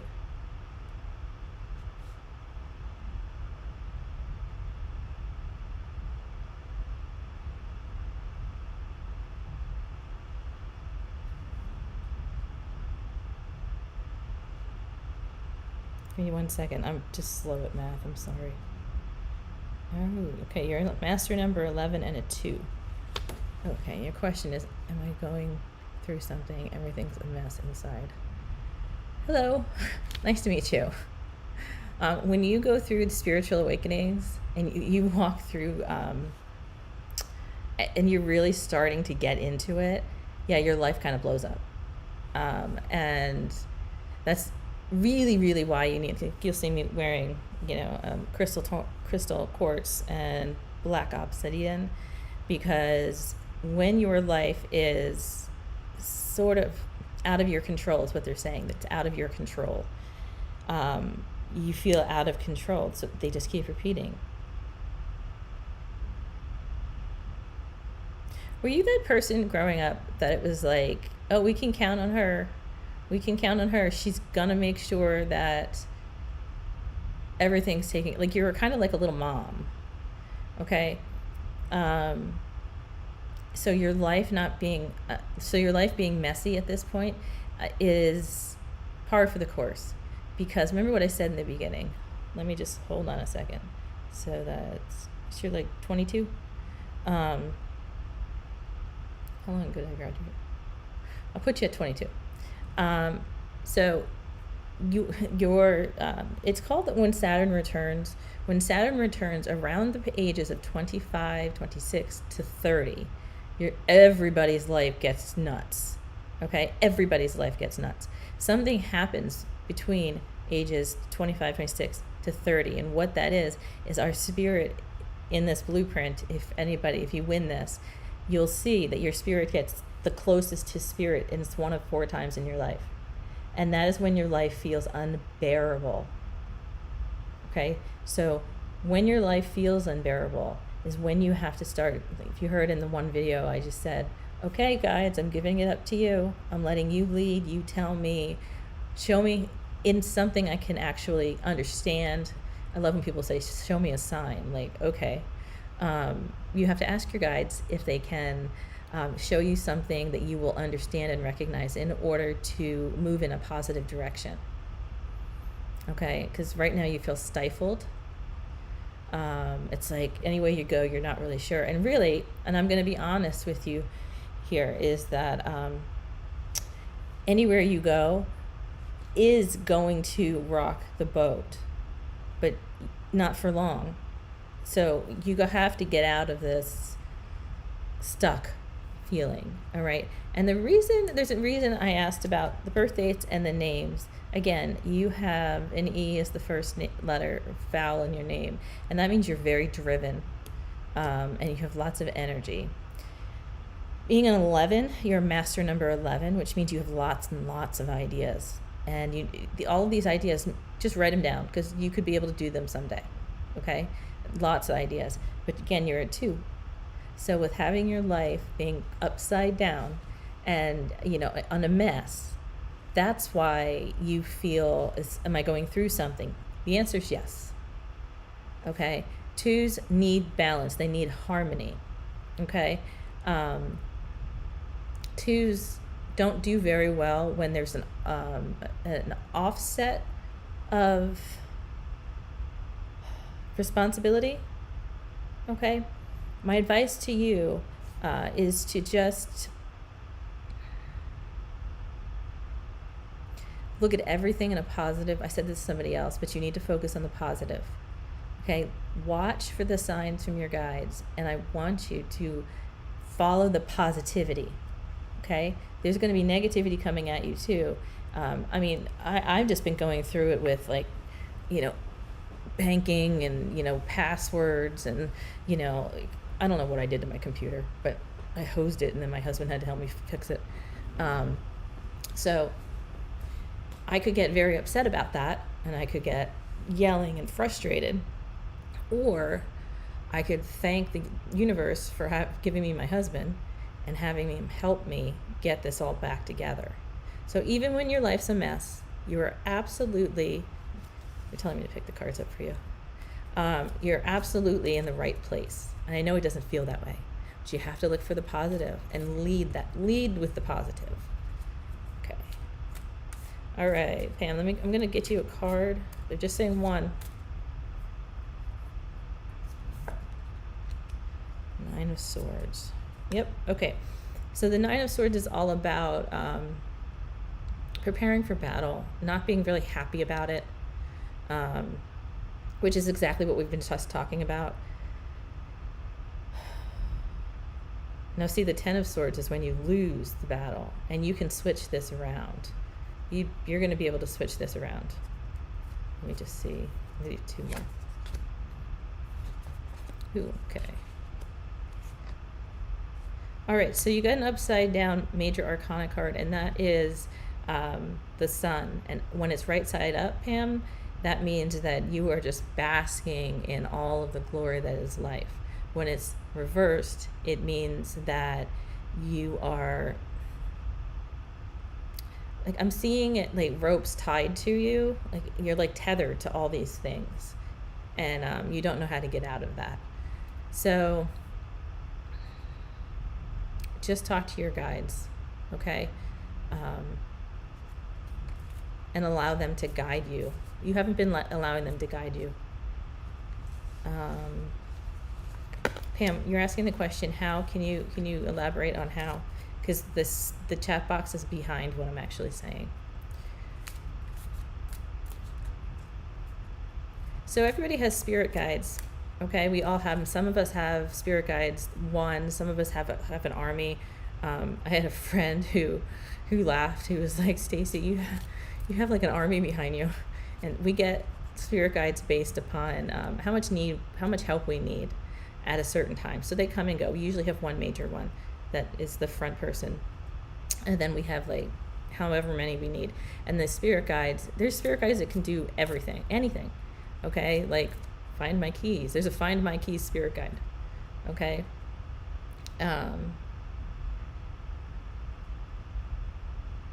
So if you are having dreams or you're partial to certain names that keep coming up, those are probably the names of your spirit guides that they're trying to get your attention. All right.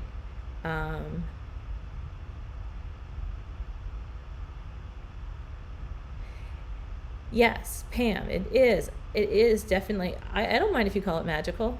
I don't care if you call it magical. I'm going to give you, Diane. Okay. I'm going to give you an example of how this works with myself as the example. So I don't have any family left. I mean, it's not like they died. They just aren't, they're toxic, and I choose not to have them around. And they had their own soul contracts, and I had my own soul contracts. Some of them we crossed over, though. Because every single person in my life, my soul contract life, with the exception of my husband, my kids, obviously, made the selfish choice instead of the choice that was going to fulfill the contract.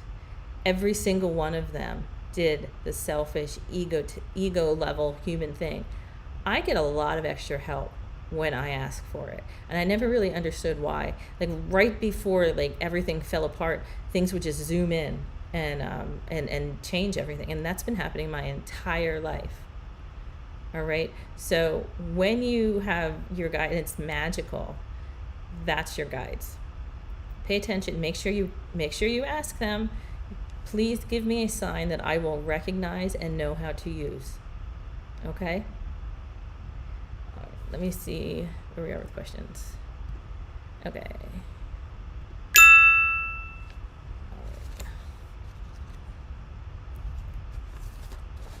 I'm going to do one more reading and then get back to this because we have a lot. All right.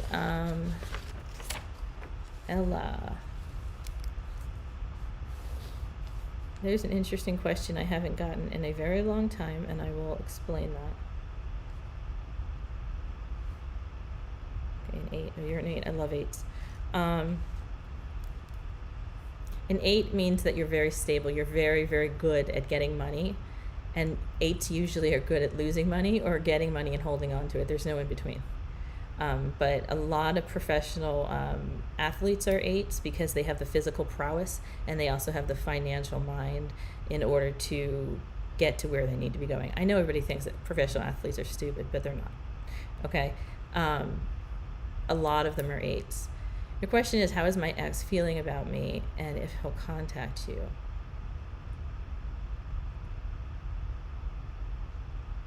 right away this zoned in on me looking at you needing him in your life. Like it's, you need him in your life.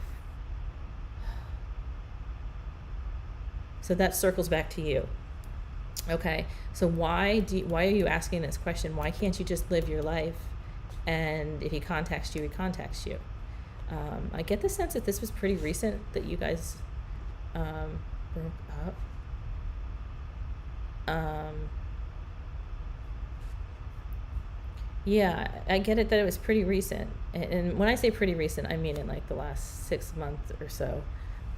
You're good at spending money, so am I. So I want you to ask yourself, okay, they're telling me to pull the cards out again. Before I do that, I want you to ask yourself about your motivation into why you want him to contact you. I don't like going into other people's spiritual base if they haven't given me permission. So I can't go in and tell you how he's feeling about you. I just won't. I don't feel ethical doing that. I would like you more to focus on you. Okay, good.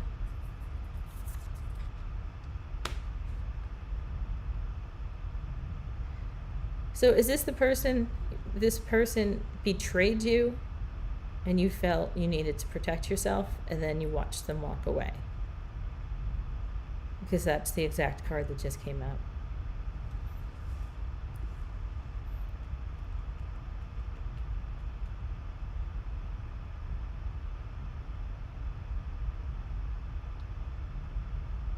Okay, I see what you're saying. The Ace of Wands is a very good card to get, because when you say, I don't think it was you, it was the person before, had to say about it magical, like things happen magic. You don't have your guides doing the magic. You do magic with whatever it is you do for a living. And people marvel at that. Or you will do that. It's one of the two. I feel like it's real close. So anything you want to do, you're going to be able to do it if you can stay positive. Okay, so you have to stay positive. Yeah, the middle one is just talking about him walking away. Yeah. Last card. And you're feeling just heartbroken. What's the silver lining in this? Okay, I want you to think about what's the silver lining in this, that you've, kind of broken it off, that sort of thing. If you, and here I'm going to say this too, everyone pay attention to this. If you keep thinking about an ex, and you keep thinking about, what's this person doing, and they're thinking about me, if you keep doing that, you are not going to attract the person who is going to be kind and loving to you. You're going to attract somebody just like the person you broke up with. So there's a reason you broke up. Leave it behind. And I'm going to talk about manifestation right now. Okay? If you're new here, I'm Stacy. I've been doing this for 15 years, off and on. If you would like to have a reading, just put your birth date and the first name only and your specific question. And I'm also running a contest if you want to win either a free reading with me or a recreation of your life's blueprint. That is $250 cost value. You put the word pink in the chat box, and then Bob will Bob's keeping track of everybody who wrote the word pink. Okay? All right, do one more reading. Okay, Diane. I need to get to Diane, Bob, honestly, just because she hasn't been able to comment for 3 weeks, and I don't know why. So I'm happy to see her here. Okay.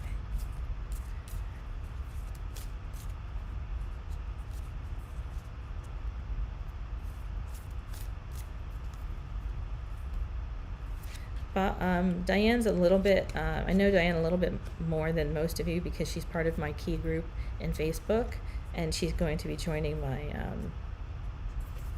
guidance program. So I know a little bit more about her than most, so I'm trying to zone in on other things.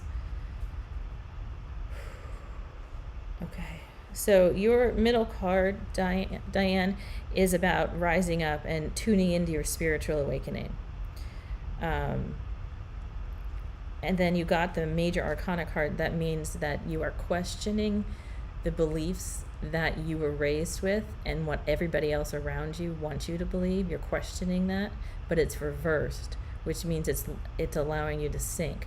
If this card was upright, it would be meaning that you're accepting it and you're just fine, not believing what they believe in and having your own things. This one's reversed, which means it's pulling you down, it's pulling your energy down. Middle card's great, and then the last card is talking about how you are going to or are overtaken energetically. All right, so you run the risk of being drained energetically if you don't protect yourself with positivity. All right, if you understand that. And there's more that I'd like to talk to you about, but I'm not going to say it on live stream.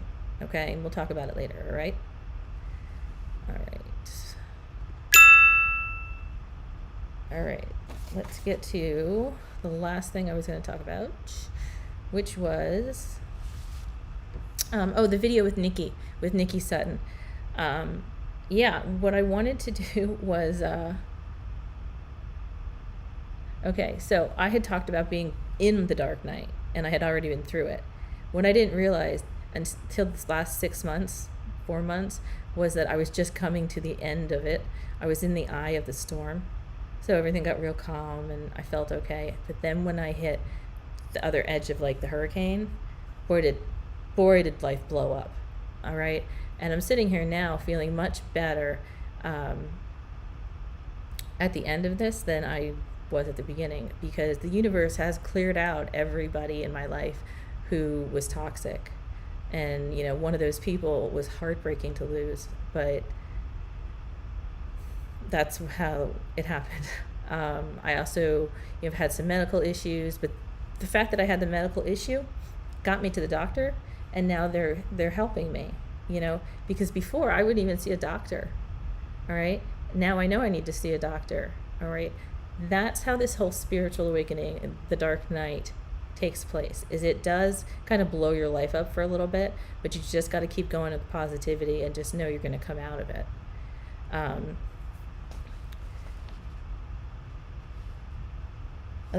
so unorganized today.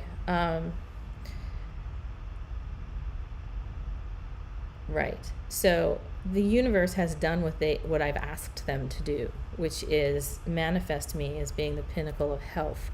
And what did they have to do to make me the pinnacle of health? They had to allow me to see everything that was unhealthy about me, everything that I didn't even realize, most of it. And it got attention, it's being treated, and now I do feel a lot calmer. I do feel that the universe did answer my prayers. I still got a little ways to go, but I do think that is what happened. So my dad telling me that I'm just like him ever since I was little was absolutely right. I have no idea why nobody ever checked into this, but my dad has some mental illness issues, in my opinion, and I show the same ones. And I never really thought about it until last month, 6 weeks ago, until I recognized in myself what he used to do. And I realized, oh my gosh, he was right. Like, I am just like him. But instead of ignoring it like he did and got worse, I got treated. So that's the difference. That's how you complete your soul contract. You go through hell and then you come out of it going, I learned a lot through this experience. I'm going to save that last tidbit just for a little bit. Okay. Let's see. Bob, I'm going to finish all these questions that you have listed. Okay. And then just, we're not going to take any more. All right. All right. Happy reader. I can tell you this right off the bat, happy reader.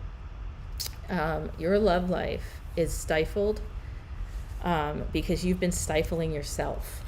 All right. And when we've talked, you've said to me a lot that, you have trouble making friends, you have trouble going out there.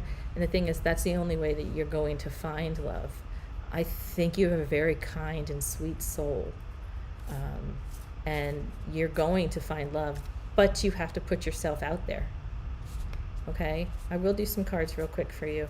But I think there's a few people kind of close by in your orbit that could be potential love matches for you. But what they're literally showing me is you sitting in your room, just doing your work and not even entertaining and leaving the room. You have to leave the room in order to meet people. Okay? All right. Well, that's good. That says you're very good with money, which we already knew. Nine of Swords. Yeah, you're going through you're going through a lot of heartache right now. The question is not what is wrong with me. The question is, what do I need to do in order to attract the person that I want to love and potentially marry? Okay? There's nothing wrong with you. Absolutely nothing. Okay? All right.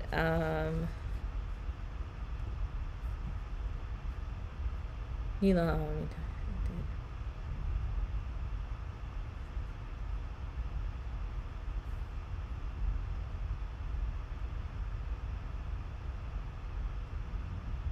Okay, so like I said, Neelam, I don't like going to other people's spiritual boundaries, so I can't tell you how she felt about it. What I'm getting about this shoot was everything was very light and sunny. I don't think there was a problem. I think it was very positive, and you're going to be moving in that direction. All right. Ramila. Okay.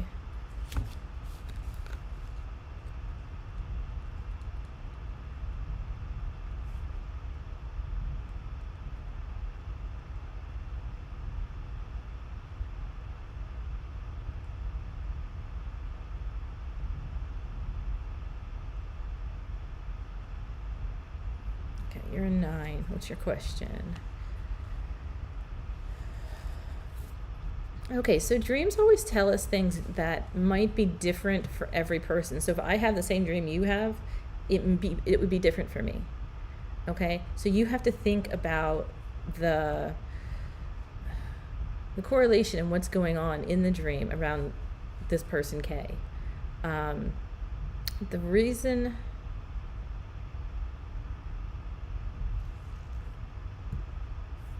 Hold on a second.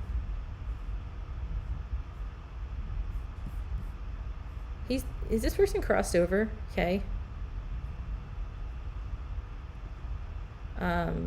Promelia. Can you tell me if he's crossed over? That's kind of what I'm getting, is that he's on the other side.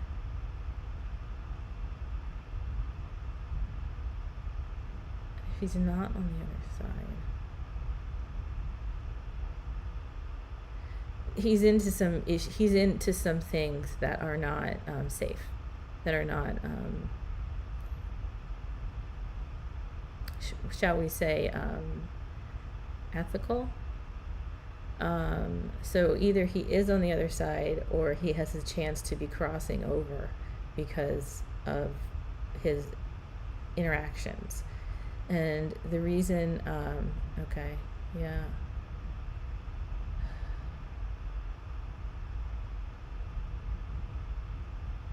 And you're tapping into this psychically. Do you know you're empathic? Vermelia, you're empathic.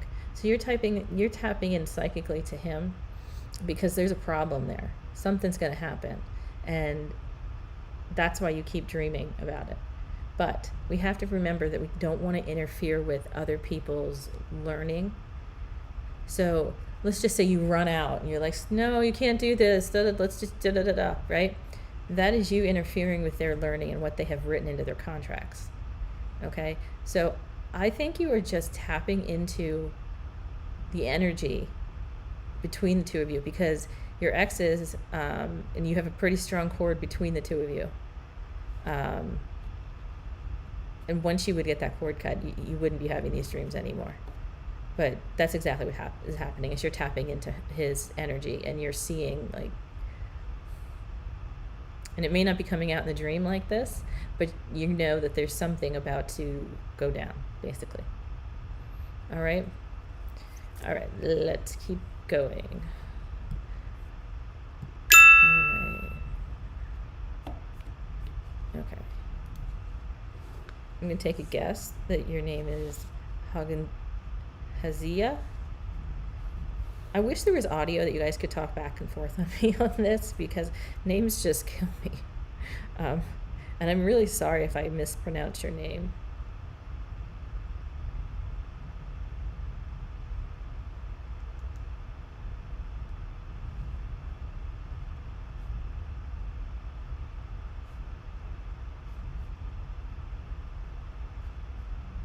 Oof.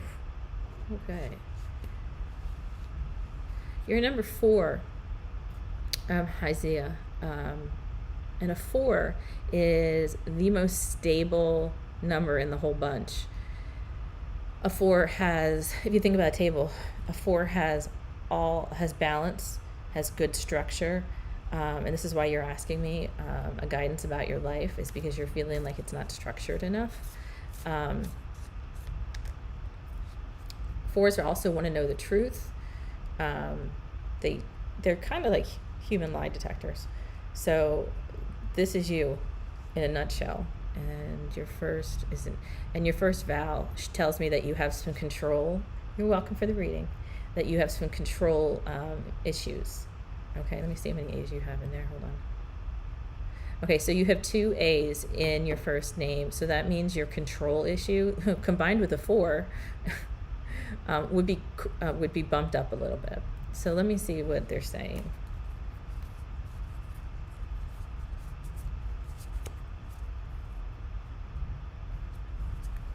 I'm getting this sense of anger around you.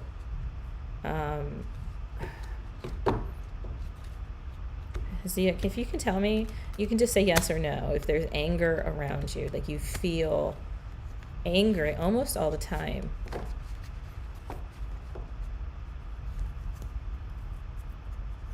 Because things are not going your way.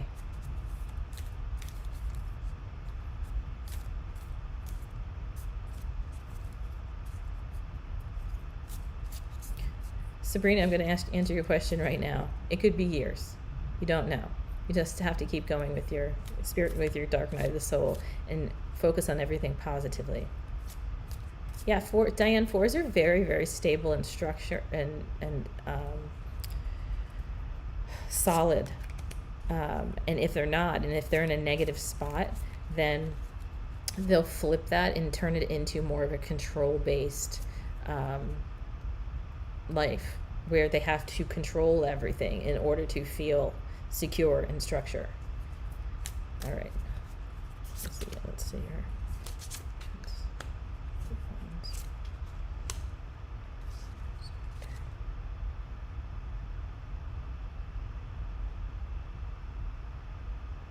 So I'm seeing that, Isaiah, your money's turned around. Something is keeping you. It's kind of like, I think about Rasputin and his influence on Tsarina Alexandria, that he kind of hoodwinked her. And that's what I'm seeing with this card, is that your money is a complication. Okay. And you're not balanced at all in your life, in your dreams. This specifically is talking about your dreams, what you want to do with your life. Doesn't have anything to do with situational or where you're living. It has to do with your dreams and what you want to do with your life. It is not happening, and you are uncomfortable with that. And the last card is talking about making a choice. It's a woman blindfolded and a bunch of Bob, can you answer MP's question, please? You're blindfolded, and you can and you're in front of a lot of swords. So it's like you need to make a choice, but you're afraid you're going to make the wrong choice. Just remember you're a 4, and you really have a good barometer for lying. So any choice you make with your conscious, not with your ego and human self, would be the good choice to make. And what I mean by that is let's say somebody wants to buy a big house money-wise, okay? It's just to impress other people. That's what I mean by ego, human level, okay? When you make the most positive choice you can at the soul level, it is for everybody's well-being, even though it may not be like the most high expensive house or best for only you. If it's best for everybody, that's what you need to be doing. Hold on 1 second. There is not a list. We do have a list. I'm sorry. We do have a list, and you can still enter the contest. I'm finishing up these last few readings. Hold on, I just got lost. Okay, I'm finishing up these last 2 readings. Not 2. I have about 6. But you can still enter the contest if you put the word pink into the chat box. I'm going to be, Bob's going to actually be picking somebody to win the prize, okay? So I'm not taking any more readings than the ones I have right now. All right, just me.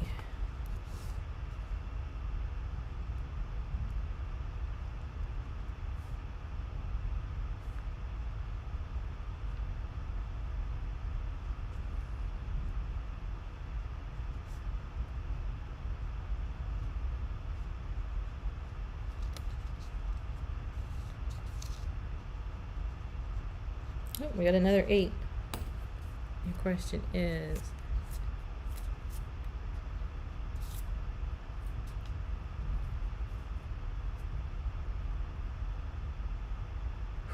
I just got really tight right here, like short of breath for just me. It's like panic.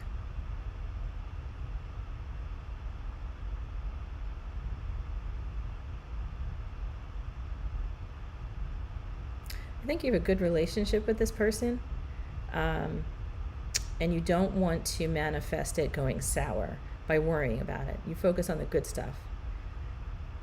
Yeah, I can feel just, you're really anxious about this, like really anxious. I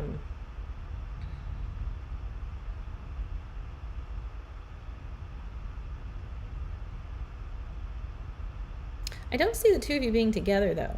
I mean, did you, are you exes, or are you, let me see, where are we at?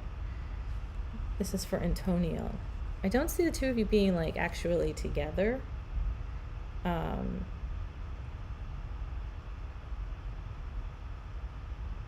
Okay. I'm not getting any response from her, so if I don't get response, I'm just going to move on, okay? All right. If I hear from her, I will jump back. All right.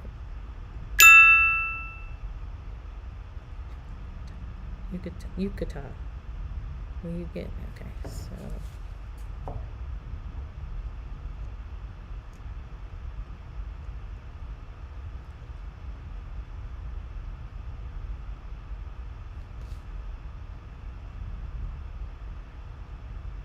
Master number 11, and you're a 2.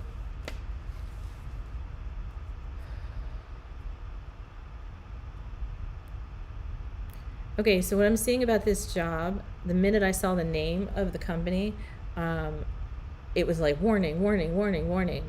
I don't know that you're going to want this job. I think the next one that comes along is going to be for you. And you might get it. You might get this job. But I want you to just kind of stay on your toes and keep your eyes out, because there's something about this company that's not great. But the next place you go to work, whether it's in a month or 5 years, is going to be where you're going to be staying. All right. Poocha. I have you on here. Don't worry, Poocha. I have you on here. All right. You are. 11 2. So you're a master number 11 and a 2. A master number 11 means you have great ideas, and you just need to find somebody who can help you with them. It's kind of like my husband and I, because he's more of like the nuts and bolts and fixes things, and I come up with like ideas. That's kind of what 11 is, the idea person. Okay? All right, I'm going to go down to Pusha first because I answered a little bit of Sabrina's earlier. Okay. First thing I'll say is if your gut is telling you it's fraud, then there's something not right there. I'm going to do cards instead of your number.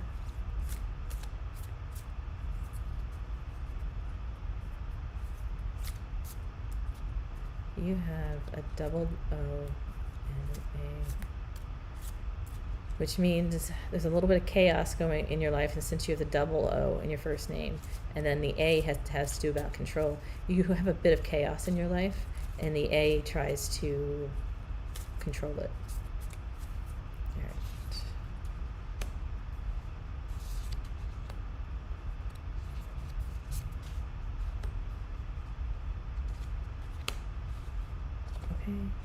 Okay, they want me to do a 9 spread for this. So I'm on the question if he should be taking this job or not. Changing here. There's a lot of lessons here.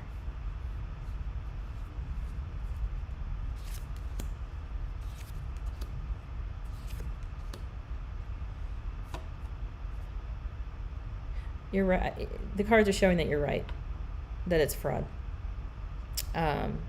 Because the Hanged Man came up, and a card that means that you're questioning the deepest values of this place. You did get the Sun, which means that you're basking in the glory of whatever this company is, but it may not be as it seems, because you have 2 upside down cards, and when you put these 2 together upside down, it means that there is trouble afoot. So I think you might be right about fraud. You got the Emperor as your keynote card upside down, and then the 10 of Swords, which means you're like annihilated. But there's still time to cancel it. If you feel like moving forward, I would just wrap yourself in white light. All right. If you are feeling that you should cancel it, ask your guides in the universe to bring you the job that will move you to your highest and best life. Everyone remember that. The highest and best life is what we're trying to get to and ask our guides about. Okay? Please remember to like this live stream and also subscribe. I'm here every Sunday at noon. Sometimes I go longer than normal. And today's one of those days because I just want to answer all your questions. I do talk about spirituality a lot. If you have anything you want me to talk about, please just, sorry, these are backwards. I don't know why. Please just tell me what you would like to talk about, and I can put it on the roster for next week, okay? All right, Sabrina.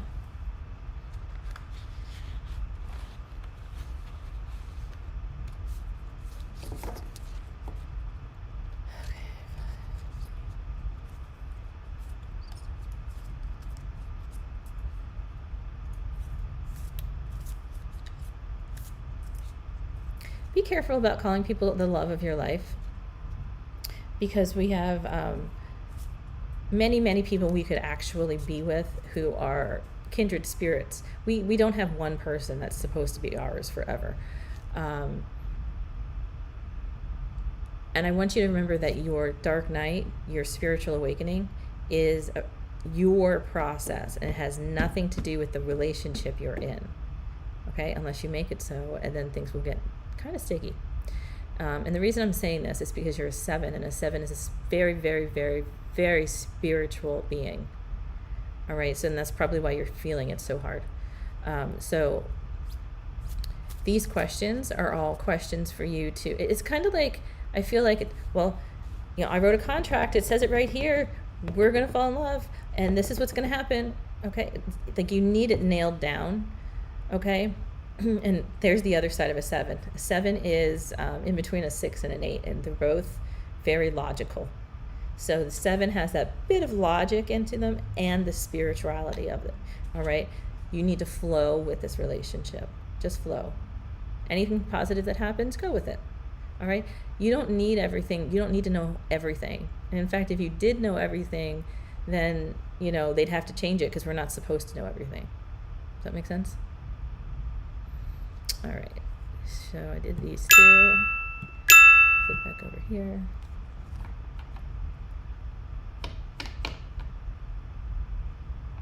I'm going to jump back to Pusha real quick.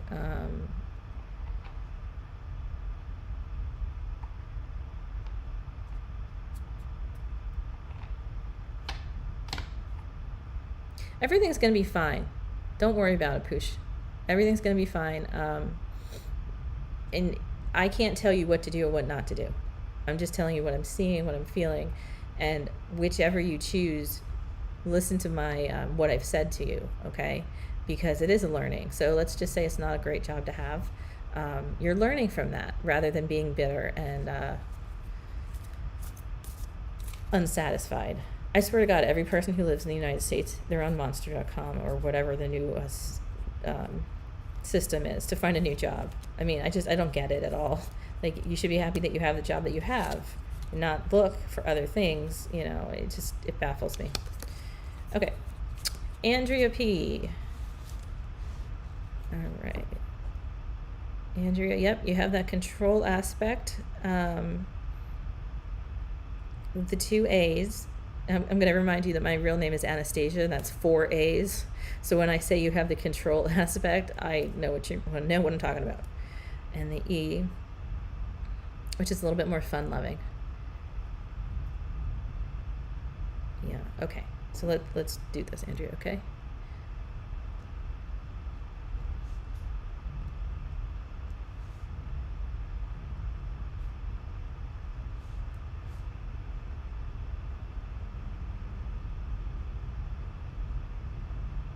Wow, you have a lot of 7s in this.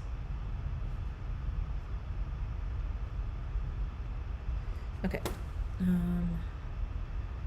You are Taylor Swift's age. 31.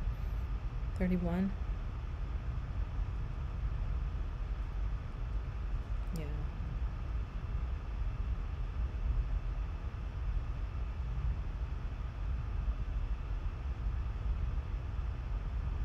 Okay. So what's happening right now? Everything fell down around you, Andrea. And that's what I'm talking about when I say that we have Saturn that returns around the 25, 26, up to 30. Okay? So you're still on the fringe of it. And when you start to see your world fall down around you, that is a sign for you to start looking at your life and asking, is this what I wanted to do with my life? Is this it? Don't ask it from your heart level, from your heart. Get up into your soul area and look at the whole thing and ask yourself, what is it about my life that I'm not comfortable with or I do not like? Because that is what they're trying to draw your attention to. Okay?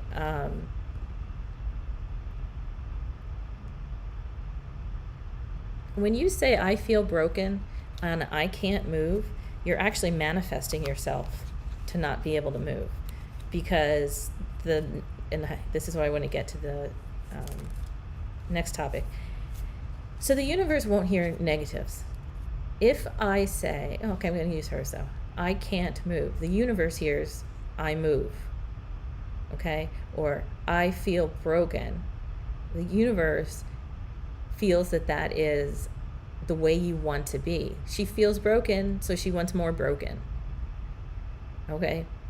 If you say, I don't want this person in my life anymore, they'll say, the universe hears, I want this person in my life, because they just X out anything negative. So what you need to be doing right now is having some positive self-talk, because we all talk to ourselves, you know, whether it's out loud or in our head. You need to treat yourself like your own best friend, rather than beating yourself up over whatever happened. And that's the first step. When you are able to wish your biggest enemy, good luck or happiness, that's how you know that you've gotten to the point in the manifestation process where you'll be able to manifest physical things and people. So this is something you're supposed to be going through. Everything collapsed. It's interesting how you're wording this. Everything collapsed, and it's true, because it's meant for you to build back up how the life you want. Okay, well, these are good cards. Hold on.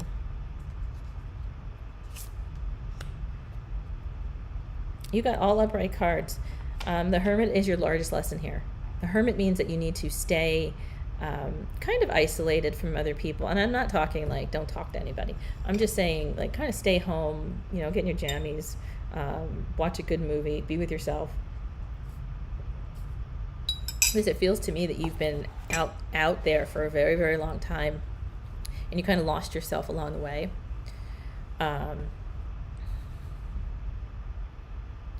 The next two cards have to do with money and dreams, and both of them are very, very good. So start thinking about what you want to do with your life and not people that you lost. All right, does that make sense to you? I forgot to tell everybody, there's a link in the top of my banner that you can make an appointment to see me individually. But let's get to the end of the contest and we'll see who wins that first. So Andrea, if you want to talk to me further, you can see if you can make an appointment with me. It's all about self-talk. It's all about being your own friend. And what would your friend be saying to you? Okay? All right, Anna. Okay, right off the bat, Anna, how do you fully release your ex? You get a cord cutting. I highly recommend Nicky Sutton. She was very, very good. And I don't know if you saw I literally don't know how these are getting backwards. Okay. I don't know if you saw the first video I showed before this, but Nicky Sutton is another YouTuber, well respected. She has her own thing going on, and I got a cord cutting from her. So to fully release your ex, you need to get a cord cutting. And yes, there are things on YouTube and on the internet that tell you how to do a cord cutting. Don't do that. You need to go to somebody who knows what they're doing. Because if it's not done properly, you could still have remnants of it and it would still pull your energy. So if you have this cord, so it's a cord between me and, let's see, I'm just going to say Bob, okay? There's a cord between me and Bob, and our energies go back and forth. All right, so and I think we've been together long enough, and my skills have gotten like pretty good that I can actually, I remember I was in Lake Placid with our daughter, with her skating, and I got overwhelmingly anxious, and I called him. I was like, what's wrong? And then he started telling me like, about a client, and he was upset about it. That's how that works. So even if you broke up with this person, you still have this energetic cord that you need to release. And I say Nicky Sutton. I believe it's nickysutton.com. Or just find somebody who's trained in it and can help you. All right, Anna? All right, I'm going to go back over to live streaming. Okay.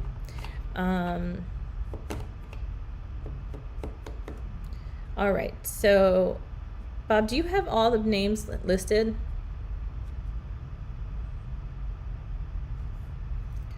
Because I want to, let's look over here.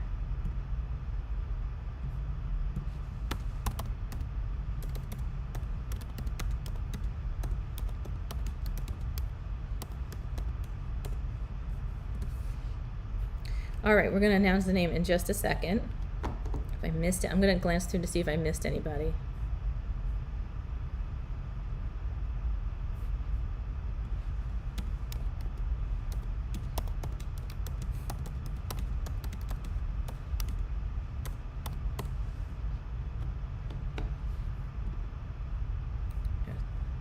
All right, so here's how this works, is that you have to be here to win the prize, okay? So the prize this week is either a free reading or a free recreation of your life's blueprint and contracts. And Sunblaw won that. Is Sunblaw here? It was in the very beginning. And I'm going to break my own rule, and if she's not here, I'll just pick one more. Yeah, there she is. Sunblaw, are you here? Let's give her a minute.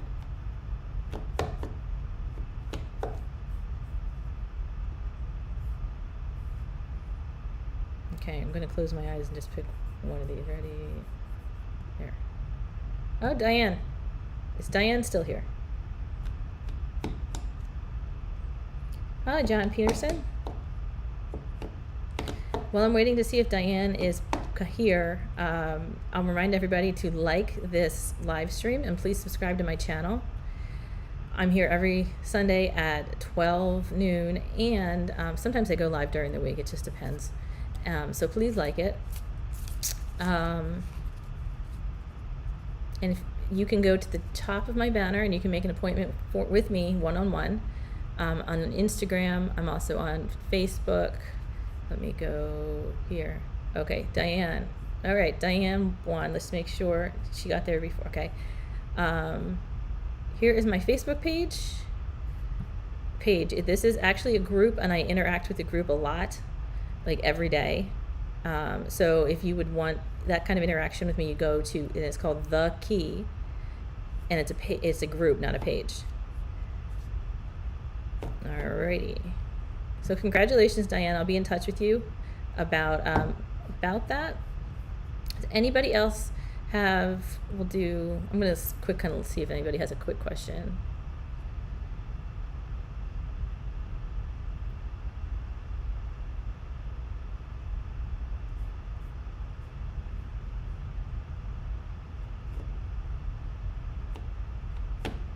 Okay. Yeah, we can have our session another day. That's fine. I will email you about that. Did I miss anybody? I don't think so. All right. So you guys have a lovely week. I want you to think positively this week. No matter what happens in the world, what happens within your family, within yourself, within your home, you look for the positive, and that's your way out. All right. Love, light, and laughter, everyone. Have a good week.